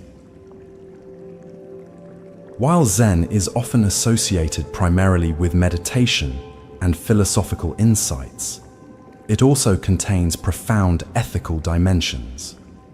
These are not based on commandments from a divine authority, but emerge naturally from the realization of interdependence and the experience of compassion. In traditional Buddhist contexts, ethics is discussed in terms of precepts, guidelines for speech and action that support awakening.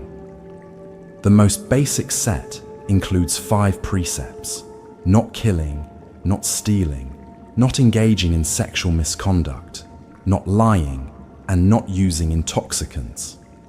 These are not framed as absolute rules, but as training principles that help create conditions conducive to awakening. What distinguishes the Zen approach to ethics is its emphasis on spontaneous, appropriate response rather than adherence to fixed rules. Once the delusion of separate selfhood begins to dissolve through practice, compassionate action naturally emerges. As one Zen saying puts it, the compassionate heart arises from the realization of emptiness. This doesn't mean that Zen practitioners are exempt from ethical guidelines or can do whatever they feel like in the name of spontaneity. Rather, it suggests that true ethical action comes from deep insight rather than mere conformity to external standards. The precepts are seen not as restrictions imposed from outside, but as expressions of our awakened nature. In his essay, The Zen of Social Action, Robert Aitken Roshi, an influential American Zen teacher, wrote, "The Buddha way is not about developing a social consciousness. It is about revealing the social consciousness that has been there from the very beginning." This perspective challenges both conventional religious morality, which often emphasizes obedience to divine commandments, and secular relativism, which may reduce ethics to personal preference or social convention.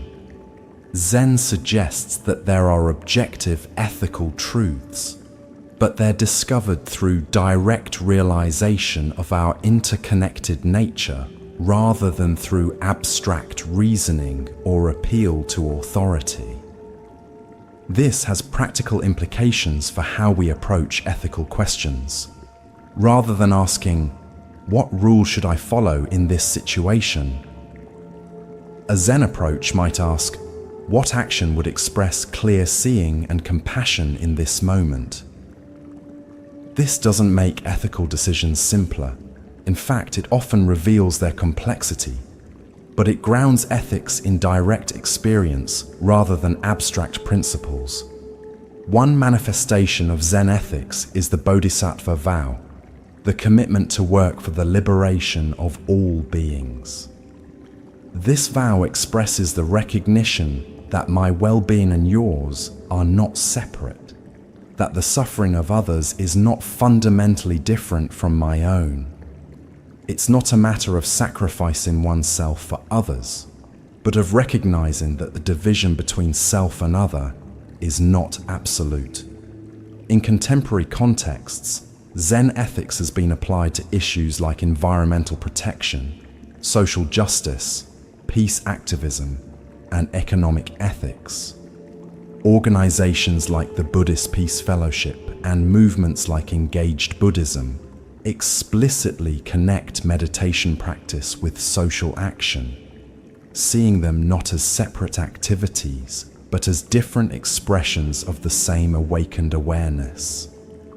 The Zen approach to ethics doesn't provide simple answers to complex moral questions, but it does offer a perspective that can complement other ethical frameworks. By grounding ethics in direct realization of interconnection rather than abstract principles or divine commands, Zen helps us respond to ethical challenges with both wisdom and compassion.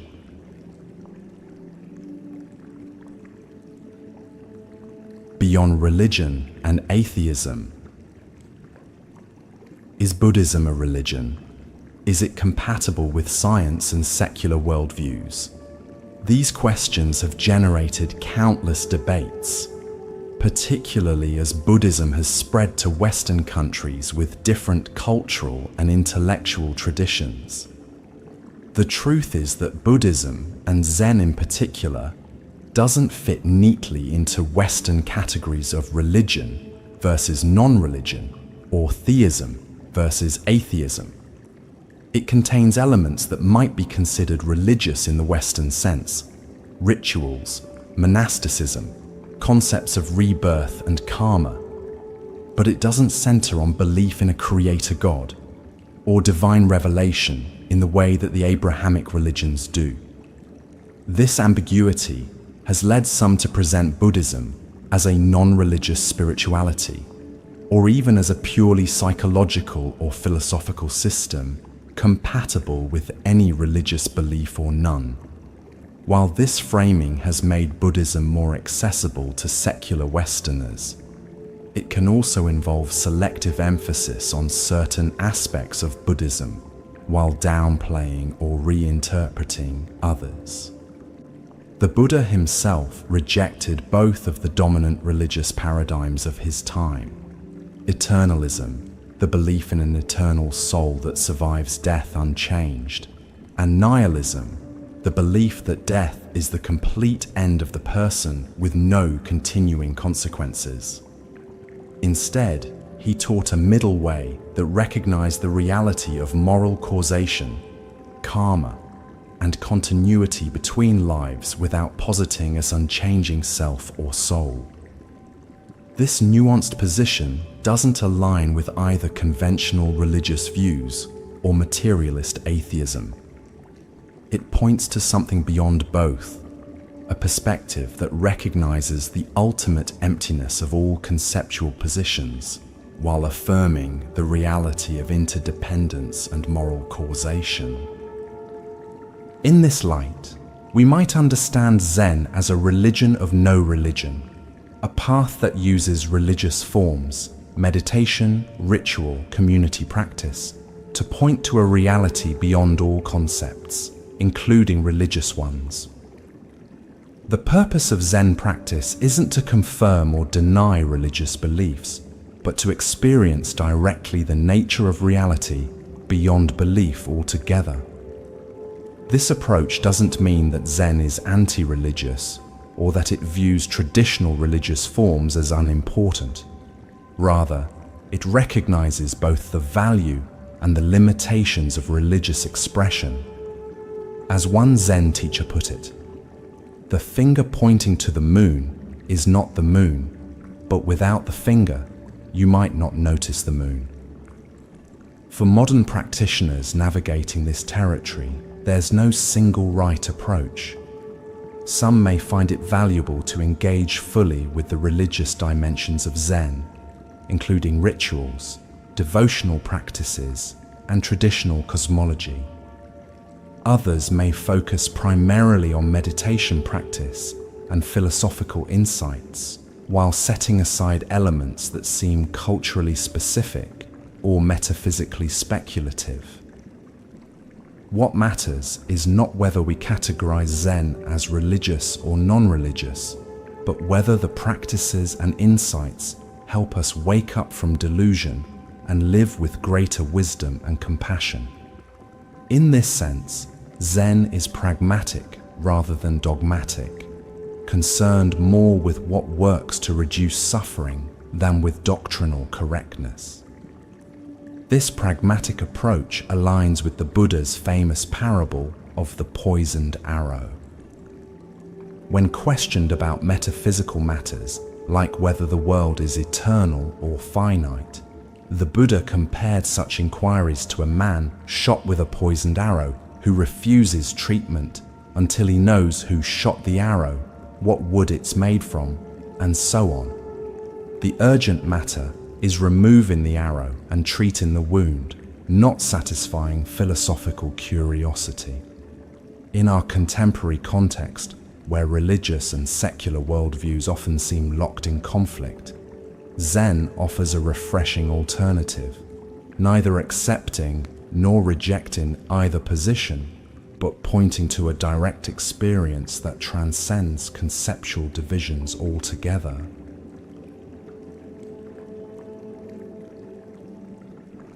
Zen and death. Death remains one of humanity's greatest mysteries and most persistent fears. Nearly all religious and philosophical traditions attempt to address this ultimate human concern, and Zen is no exception. However, the Zen approach to death differs significantly from many other perspectives. Rather than offering comforting beliefs about an afterlife or eternal soul, Zen encourages direct confrontation with the reality of impermanence. Through meditation and mindful awareness, practitioners are invited to observe the constant arising and passing away of all phenomena, thoughts, emotions, sensations, and eventually the body itself. In Zen monasteries, monks traditionally sleep with their heads on small boxes that serve as pillows. These boxes might contain a reminder of death, perhaps a verse about impermanence, or even, in some traditions, an image of the monk as a corpse. This practice isn't morbid, but rather a way of keeping awareness of mortality present, preventing the complacency that comes from ignoring death's reality. Zen masters often emphasize that confronting death directly leads not to despair, but to a more authentic and appreciative relationship with life. When we truly realize that this precious human existence will end, and that we don't know when, each moment becomes more valuable. As one Zen saying puts it, "Die before you die and be completely dead. Then do whatever you want, it's all good." This enigmatic instruction points to a psychological or spiritual death, the death of the ego or separate self-sense, that paradoxically leads to more vibrant living.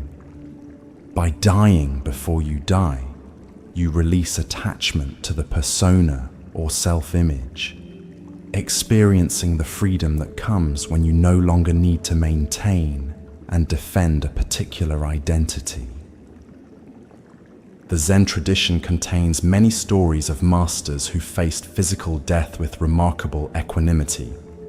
For example, the Japanese Zen master Shunryu Suzuki was diagnosed with terminal cancer.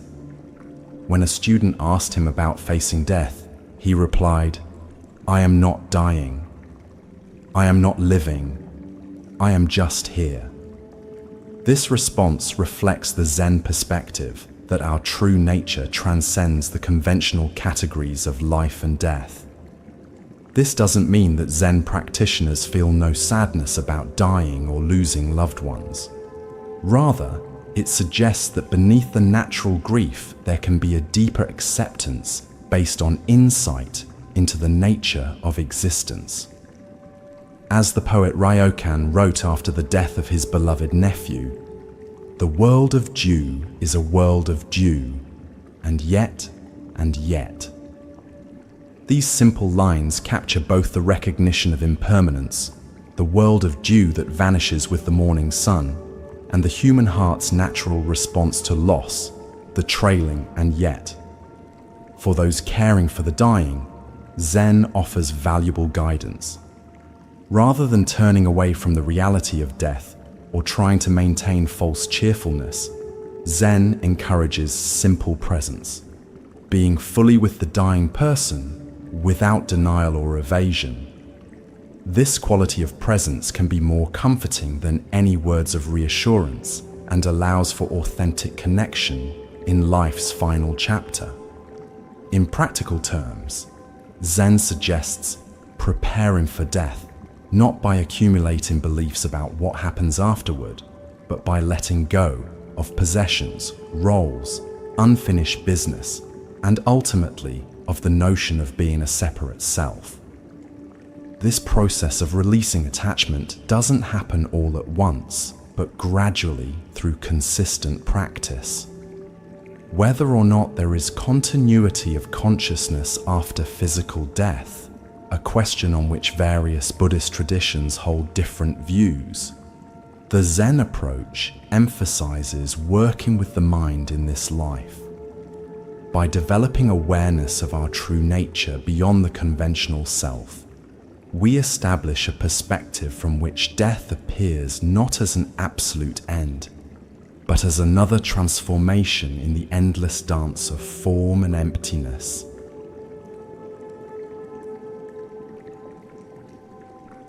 Emptiness, the heart of Zen. At the heart of Zen wisdom lies the concept of emptiness. This is perhaps the most misunderstood yet profound teaching in all of Buddhism. Far from meaning nothingness or void in the nihilistic sense, emptiness refers to the lack of inherent, independent existence in all phenomena. Everything we experience, objects, people, thoughts, emotions, even our sense of self, arises dependently, in relation to countless other factors. Nothing exists in isolation or has a fixed, unchanging essence. This absence of independent, inherent existence is what emptiness points to. A classic analogy for understanding emptiness is a chariot. If we take apart a chariot, removing the wheels, axle, frame, and so on, at what point does it cease to be a chariot? There's no chariot essence that exists independently of its components, yet the chariot functions perfectly well as a conventional reality. Similarly, our sense of having a permanent, separate self doesn't hold up under close examination, yet we function effectively in the conventional world. The realization of emptiness doesn't negate conventional reality, but places it in a larger context. It's like recognizing that while the lines of longitude and latitude on a map are useful conventions, they don't actually exist on the physical Earth. This recognition doesn't make the map useless. It simply prevents us from mistaking the map for the territory. In Zen practice, emptiness isn't just a philosophical concept, but a direct experience. Through sustained meditation and inquiry, practitioners might experience moments where the usual boundaries between self and world, subject and object, inside and outside temporarily dissolve. These experiences of non-duality offer a glimpse of reality beyond our usual conceptual frameworks. The Zen approach to emptiness is not to analyze it intellectually, but to perceive it directly.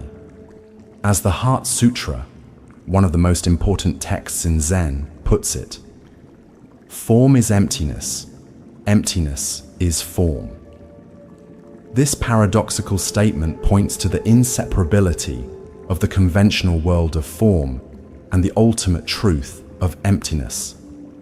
They are not two separate realities, but two perspectives on the same reality.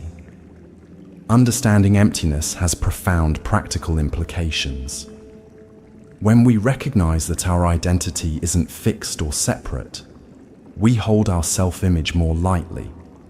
We become less defensive, less driven to prove ourselves, more open to change and growth.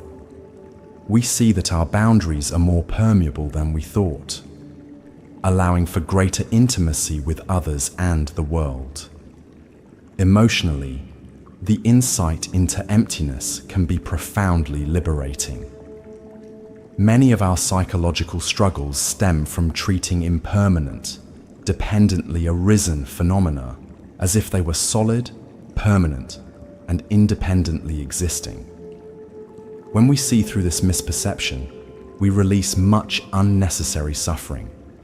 For example, if I receive criticism and take it as defining who I really am, I am a failure. I create significant suffering for myself. If I recognize that both I and failure are empty concepts without inherent existence, useful conventions in certain contexts, but not absolute truths, the sting of criticism diminishes considerably. I can learn from feedback without being defined by it. This doesn't mean living in a state of detachment or indifference. Paradoxically, when we understand emptiness, we can engage more fully with life, because we're not constantly trying to protect a fragile sense of self. We can be more spontaneous, more responsive, more present to what each moment brings. The eminent Zen teacher Thich Nhat Hanh coined the term interbeing to express emptiness in positive terms, emphasizing interconnection rather than absence. A flower is empty of independent existence precisely because it interis with sunshine, rain, soil, air, and countless other elements. Far from diminishing the flower, this interconnection is what allows it to exist at all.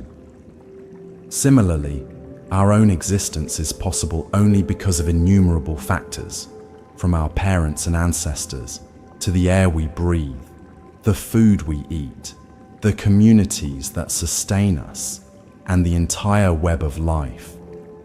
Understanding emptiness in this way leads not to nihilism, but to profound gratitude and care for the whole of which we are a part.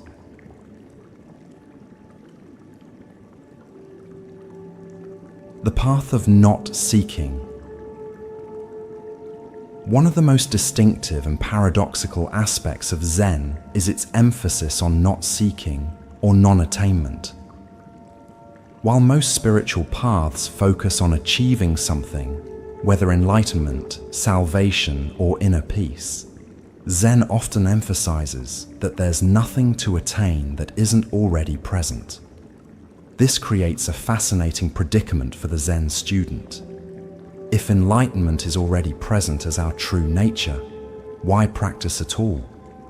Yet if we don't practice, we remain caught in delusion. So we practice, but not to get something we lack, rather to uncover what has been present all along. As Zen Master Dogen put it, if you cannot find the truth right where you are, where else do you expect to find it? This statement points to the immediacy of awakening, not as a distant goal to be achieved through years of effort, but as the very nature of this present moment when seen clearly. The Zen approach to this paradox is sometimes called effortless effort, or the action of non-action, Wu Wei in Chinese. It's not about straining to reach a goal, but about allowing our true nature to manifest without interference from our conditioned patterns of thinking and doing. This doesn't mean Zen practice is easy or that no effort is involved. Especially in the beginning stages, considerable effort may be needed to establish a consistent meditation practice, to work with challenging emotions, and to break habitual patterns. But the quality of this effort is different from striving for achievement. It's more like the effort involved in letting go than in grasping. A famous Zen story illustrates this perfectly. A student asked his teacher, "I've been at this monastery for 3 years, but I haven't made any progress. Perhaps I should leave." The teacher asked, "What do you expect to achieve?" The student replied, "I want to become a Buddha." The teacher picked up a tile and began polishing it. When the student asked what he was doing, the teacher said, "I'm polishing this tile to make a mirror." The student protested, "No amount of polishing will turn a tile into a mirror." The teacher replied, "And no amount of practice will turn you into a Buddha, because you already are one." This story highlights the futility of practice, motivated by a sense of lack or inadequacy. Such practice only reinforces the illusion of separation that it supposedly aims to overcome. True practice emerges from a different place, not from wanting to become something we're not, but from allowing what we already are to manifest more clearly. Paradoxically, when we drop the agenda of self-improvement or spiritual achievement, genuine transformation becomes possible. As we release the anxious striving of the ego, our innate qualities of wisdom and compassion emerge more naturally. We discover that what we've been seeking has been present all along, like a fish searching for water or a bird looking for air. In practical terms, the path of not seeking involves a fundamental shift in motivation and attention. Rather than practicing to get somewhere or become someone, we practice to be fully present with what is. This shift doesn't happen all at once, but gradually, as we recognize the futility of the seeking mind and taste the freedom of simply being.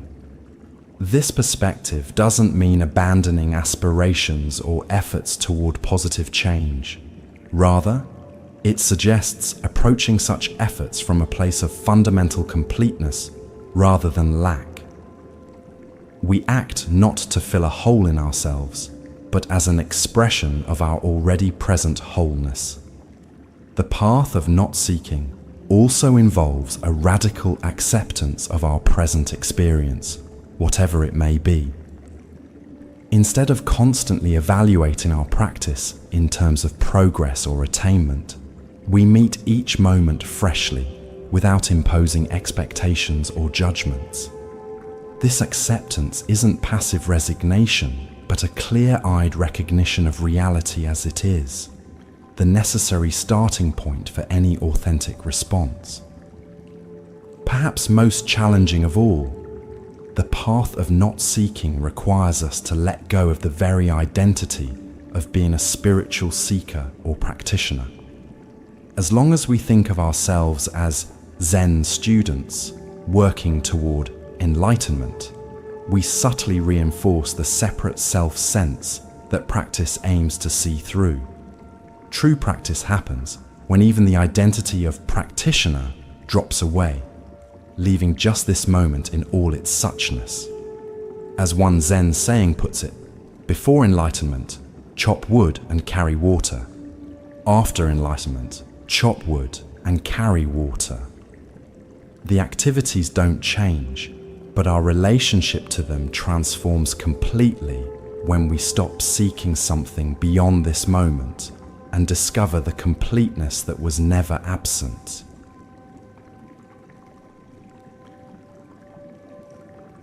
The many faces of Zen practice. While meditation is the heart of Zen practice, there are many other forms through which Zen wisdom can be cultivated and expressed. These diverse practices accommodate different temperaments and life circumstances, while pointing to the same fundamental realization. Despite Zen's reputation for minimalism, traditional Zen monasteries incorporate extensive chanting and ritual into daily practice. These elements aren't viewed as ways to petition external forces, but as embodied expressions of awakened mind.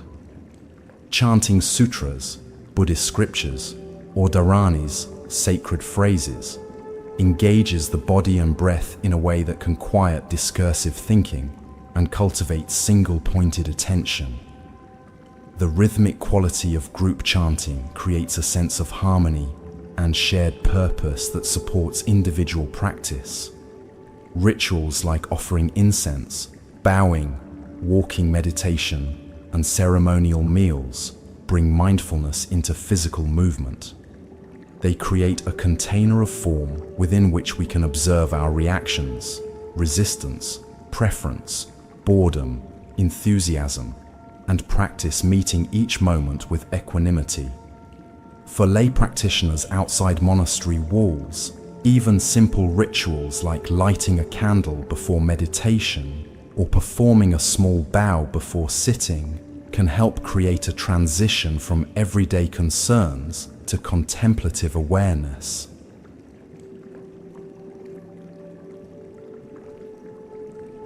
In Zen monasteries, work is not separate from meditation, but an integral part of practice. Whether cooking, cleaning, gardening, or maintaining buildings, each task is approached with the same attentive presence as formal sitting meditation. This integration of work and practice dissolves the artificial boundary between spiritual activities and ordinary life. It challenges the tendency to seek special experiences in meditation while remaining distracted or disconnected during practical tasks.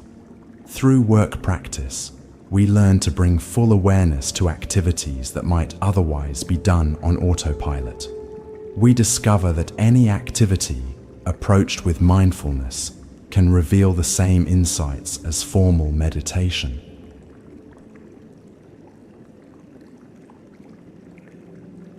Zen has profoundly influenced many traditional Japanese arts, including calligraphy, painting, poetry, flower arrangement, ikebana, garden design, and the tea ceremony. These arts aren't considered mere hobbies or aesthetic pursuits, but genuine paths of awakening. In Zen arts, technical mastery is necessary, but not sufficient. The true aim is to move beyond technique to spontaneous expression that emerges when the separate self momentarily drops away. This is captured in the concept of controlled accident, creating conditions where something unexpected and authentic can emerge. For example, in Zen calligraphy, the practitioner might spend years mastering brush techniques. But the most powerful calligraphy happens when the calligrapher no longer thinks about technique and instead becomes one with the brush, ink, and paper. What emerges reflects not personal expression, but the direct, unmediated movement of life itself. Similarly, the tea ceremony integrates precise forms with natural spontaneity. Every movement and arrangement is carefully considered. Yet the ultimate aim is to create an atmosphere where both host and guest can experience the simple wonder of sharing tea together, beyond all separation. While Zen is often associated with sitting still in meditation, various forms of mindful movement can also be powerful vehicles for practice. Traditions like Tai Chi, Qigong, and certain forms of yoga share with Zen an emphasis on present moment awareness, breath coordination, and the unity of body and mind. Even conventional exercise like running, swimming, or hiking can become Zen practice when approached with mindful attention rather than goal-oriented striving. The key is bringing awareness to physical sensations, breath, and the immediate environment, while letting go of mental commentary and judgments. For some practitioners, body-centered practices provide a more accessible entry point than seated meditation. This is particularly true for those who experience strong restlessness or anxiety when sitting still, or for whom embodied awareness comes more naturally than abstract contemplation. While Zen emphasizes direct experience over intellectual understanding, the study of Buddhist texts and dialogue with teachers and fellow practitioners play an important role in the tradition. Study provides conceptual maps that can orient practice and help avoid common pitfalls and misunderstandings. In traditional Zen training, students study sutras, Buddha's discourses, shastras, commentaries, and recordings of encounters between Zen masters and their students. This study isn't aimed at accumulating knowledge, but at recognizing pointers to direct experience and clarifying the path of practice. Dialogue with teachers, whether in formal settings like private interviews, dokusan, or in casual conversations, allows for direct interaction with someone who embodies the teaching. The teacher doesn't simply impart information, but creates conditions where the student can experience insight. Group discussion, Dharma discussion, provides opportunities to articulate one's understanding, learn from others' perspectives, and recognize common patterns in practice. By hearing how others work with similar challenges, we gain fresh insights into our own experience. Increasingly, Zen practitioners are exploring forms of engaged practice that explicitly connect meditation with social action. This approach recognizes that inner transformation and social transformation are interdependent. Neither is complete without the other. Engaged practice might involve applying Zen principles to activism for environmental protection, social justice, peace, or other causes. It emphasizes bringing the qualities cultivated in meditation, presence, compassion, non-reactivity, and clear seeing into challenging collective issues. Rather than seeing social engagement as a distraction from real practice, this approach recognizes that how we respond to suffering in the world is a crucial test and expression of our understanding. If meditation doesn't lead to greater compassion and skillful action, something is missing in our practice. The diverse forms of Zen practice reflect the tradition's adaptability and pragmatism. What matters isn't the specific form, but the quality of awareness brought to it. Any activity approached with full presence and openness can become a vehicle for awakening. Common misconceptions about Zen. As Zen has traveled from east to west and entered popular culture, various misconceptions have arisen about its nature and practice. Clarifying these can help newcomers approach Zen with more accurate expectations. Misconception 1. Zen is about emptying the mind. Perhaps the most common misconception is that the goal of Zen meditation is to empty the mind of all thoughts. This leads many beginners to feel frustrated when they can't stop thinking, assuming they're bad at meditation. In reality, Zen practice isn't about suppressing or eliminating thoughts, but about changing our relationship to thinking. We learn to see thoughts as mental events arising and passing in awareness, rather than as absolute truths or commands we must follow. The aim isn't a blank mind, but a spacious awareness that isn't controlled by thought patterns. As Zen teacher Shunryu Suzuki put it, leave your front door and your back door open. Allow your thoughts to come and go. Just don't serve them tea. Misconception 2. Zen is passive or detached. Another common misunderstanding is that Zen cultivates a state of passive detachment or indifference. Critics sometimes characterize Zen as promoting withdrawal from life's challenges and responsibilities. On the contrary, true Zen practice leads to greater engagement with life, not less. By releasing the anxious self-concern that normally constrains us, we become more fully available to whatever the moment requires. Zen masters are typically described as remarkably present, responsive, and alive, the opposite of detached or passive. What Zen does cultivate is non-attachment, which is quite different from detachment. Non-attachment means engaging fully with life without clinging to outcomes or experiences. It's like playing a game wholeheartedly while remembering that it's just a game. Misconception 3. Zen is anti-intellectual. Because Zen emphasizes direct experience over conceptual understanding, it's sometimes portrayed as anti-intellectual or dismissive of critical thinking. This misunderstanding is reinforced by stories of Zen masters responding to questions with seemingly nonsensical answers or physical actions rather than explanations. In truth, Zen doesn't reject intellect, but recognizes both its value and its limitations. Conceptual thinking is a useful tool for navigating the relative world, but it can never capture the absolute.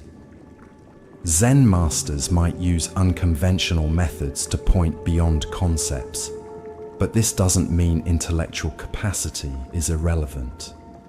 Many great Zen teachers were highly educated and intellectually sophisticated. They use their cognitive abilities skillfully while not being limited by conceptual frameworks. As Zen teacher Norman Fisher puts it, thinking is not the problem. The problem is thinking that thinking is all there is. Misconception 4.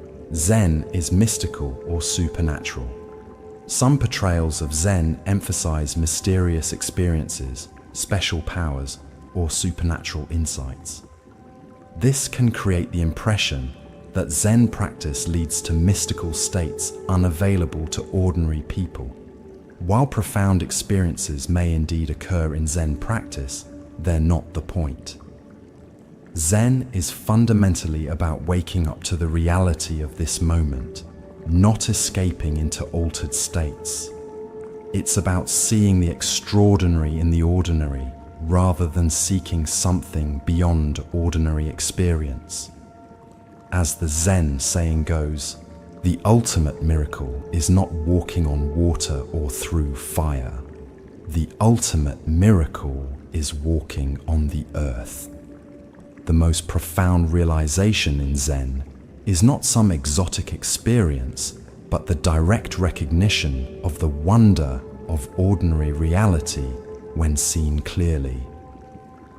Misconception 5. Zen is a quick fix.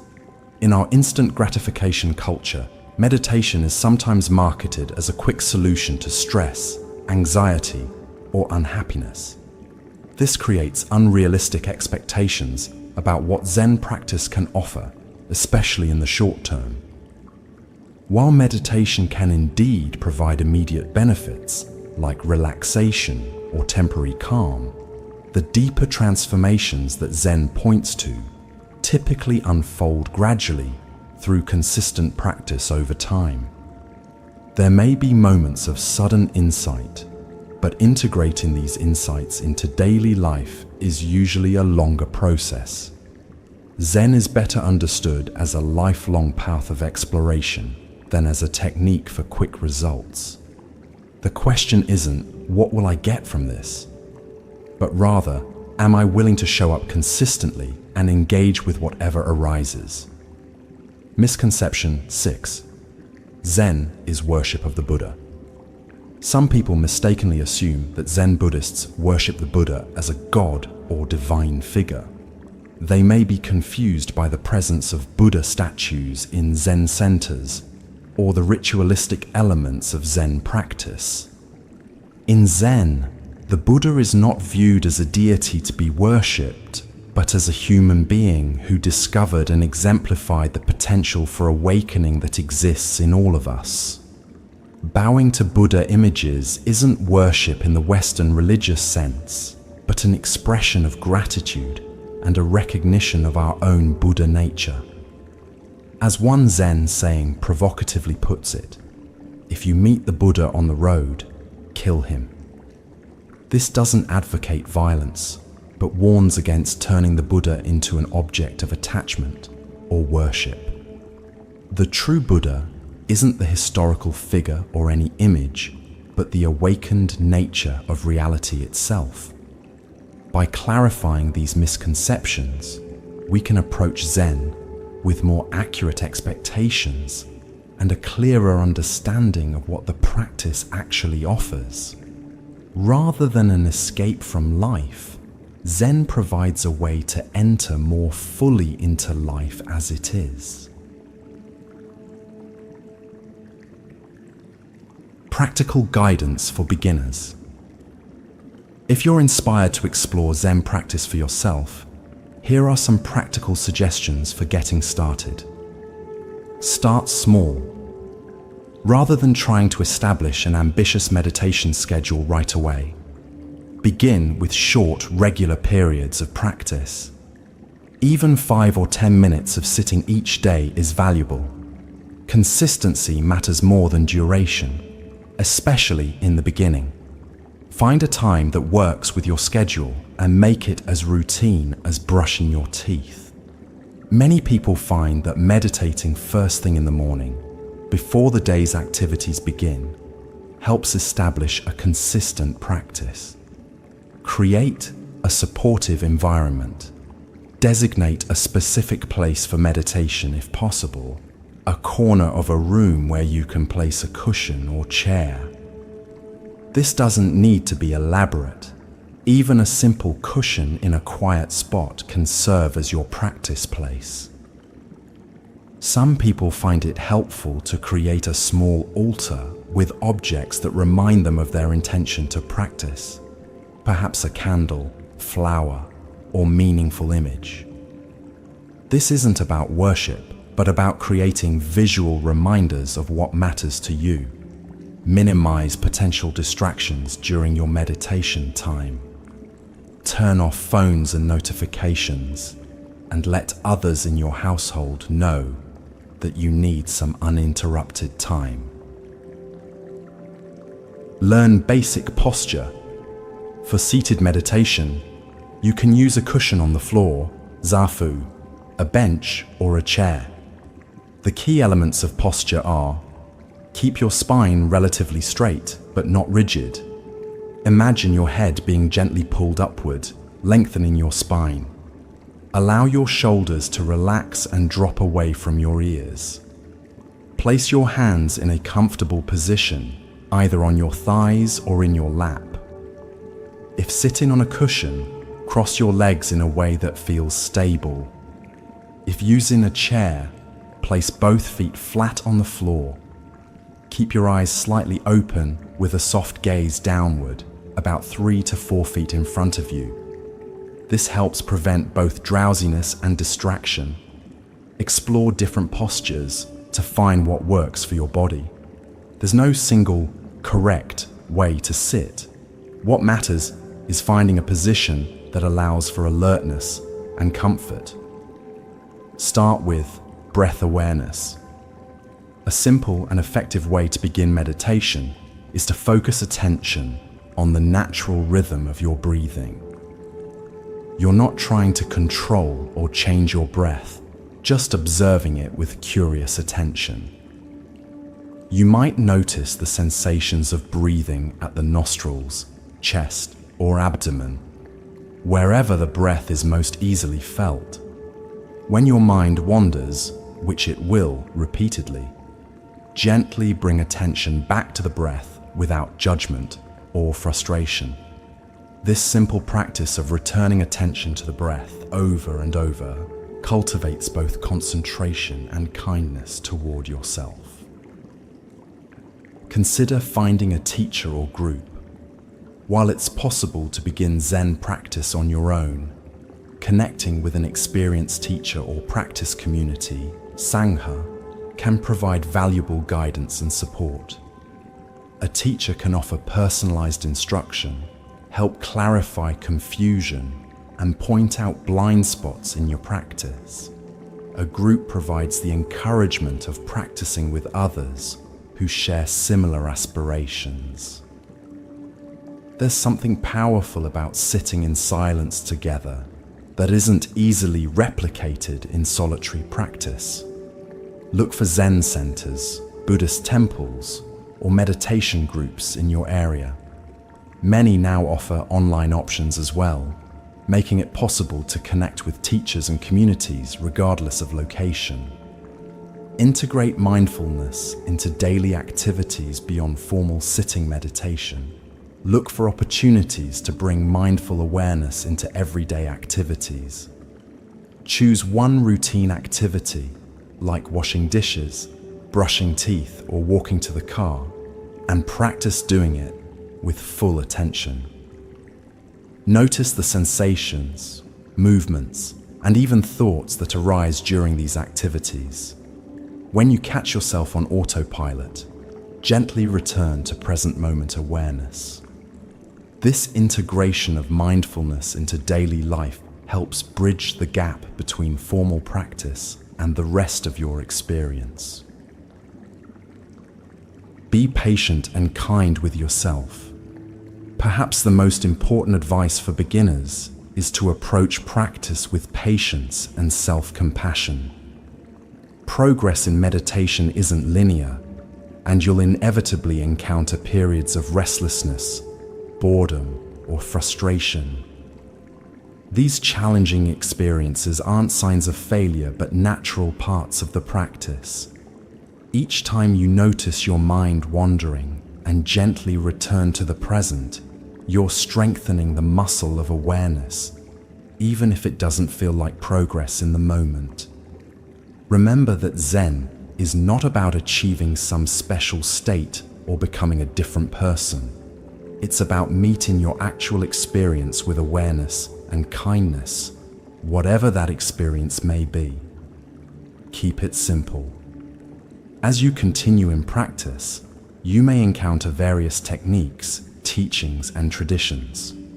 While exploration can be valuable, there's wisdom in keeping your practice simple, especially in the beginning. The essence of Zen practice is remarkably straightforward. Show up, pay attention, and meet what arises with awareness and compassion. Everything else is elaboration. As Zen master Shunryu Suzuki famously said, "In the beginner's mind there are many possibilities, but in the expert's there are few."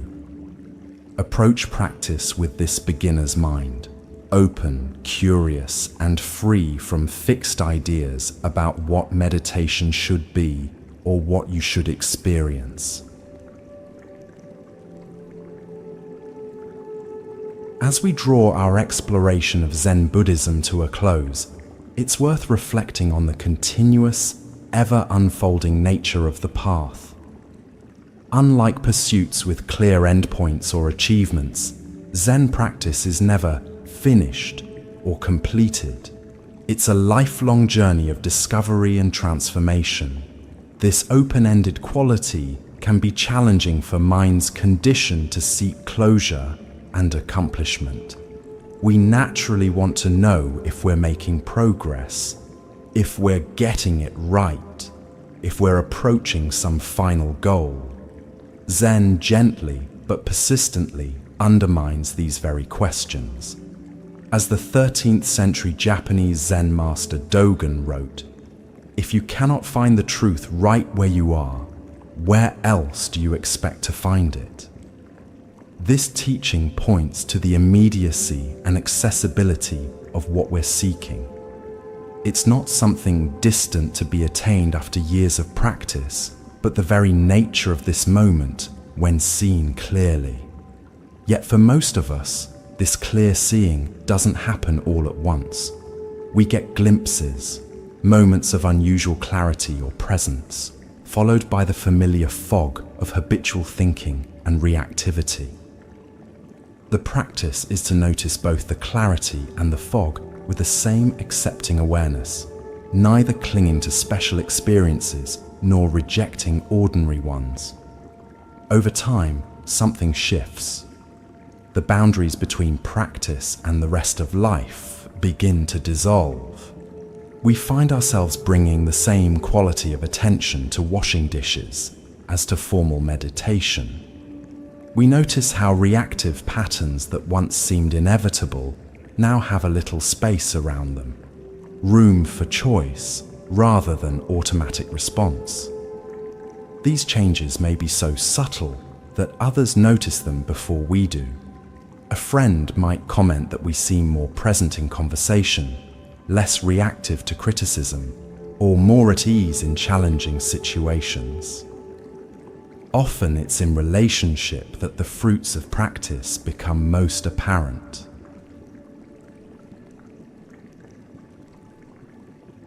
As our exploration of Zen Buddhism comes to a close, it's time to allow your body and mind to drift toward peaceful sleep. Let the concepts and stories we've explored settle gently in your awareness without any effort to remember or understand them. Trust that what's most valuable will remain with you, even as conscious thought relaxes into the embrace of sleep. The wisdom of Zen isn't something to be grasped intellectually but absorbed naturally, like rain soaking into the earth. As you rest, allow yourself to simply be without effort or striving. This effortless being is itself a taste of what Zen points to, the peace that's present when we stop rushing, stop trying to become something different, and allow ourselves to rest in natural awareness. Feel the weight of your body supported by the bed or surface beneath you. Notice the rhythm of your breathing, naturally flowing in and out without your conscious control. Listen to any sounds in your environment without labeling or judging them, just pure hearing. As thoughts arise, perhaps reflecting on what you've heard or planning for tomorrow, or wandering to unrelated matters, simply notice them with gentle awareness. No need to follow them or push them away. Like clouds in the sky, they can drift through the spaciousness of your awareness without disturbing its fundamental tranquility. In these moments before sleep, you're practicing what Zen calls non-doing, not actively trying to accomplish anything, not even trying to fall asleep. This letting go of effort creates the optimal conditions for deep, restorative rest.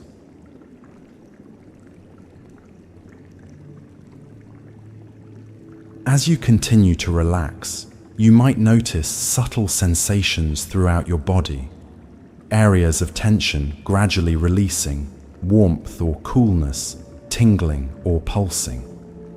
These sensations aren't problems to be fixed, but simply part of your living experience in this moment. Meet them with the same gentle awareness you've been cultivating. Remember that sleep itself is a natural process requiring no effort on your part. Your body knows perfectly well how to sleep. You only need to create the conditions for this natural wisdom to express itself.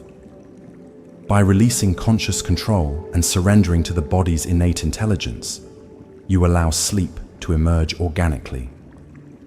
If you find that sleep doesn't come easily tonight, that's perfectly okay too. Even lying in restful awareness provides significant benefits for body and mind. Rather than struggling against wakefulness, you can rest in the peace of simply being, without adding the additional stress of worrying about sleep. In traditional Zen, there's a practice called sleeping Zen, where practitioners maintain a thread of awareness even as they drift into sleep. This isn't about controlling the sleep process, but about allowing awareness to gently accompany you into the dream world, creating a continuity of presence between waking and sleeping states. As we conclude, I invite you to let go completely of concepts, of effort, of any need to understand or remember anything from our exploration. Simply rest in the silent awareness that is reading these words, that is feeling your body, that is hearing sounds, that is always present beneath the surface of changing experience. May your sleep be deep and restorative, and may you wake refreshed, carrying the quiet insight of Zen into your new day, not as something separate from ordinary life, but as the very ground of being from which all experience arises. Good night, and thank you for joining me on this journey through the heart of Zen Buddhism, the religion of no religion, the path that is no path, leading to the destination that was never absent. Rest well in the peace that is your true nature.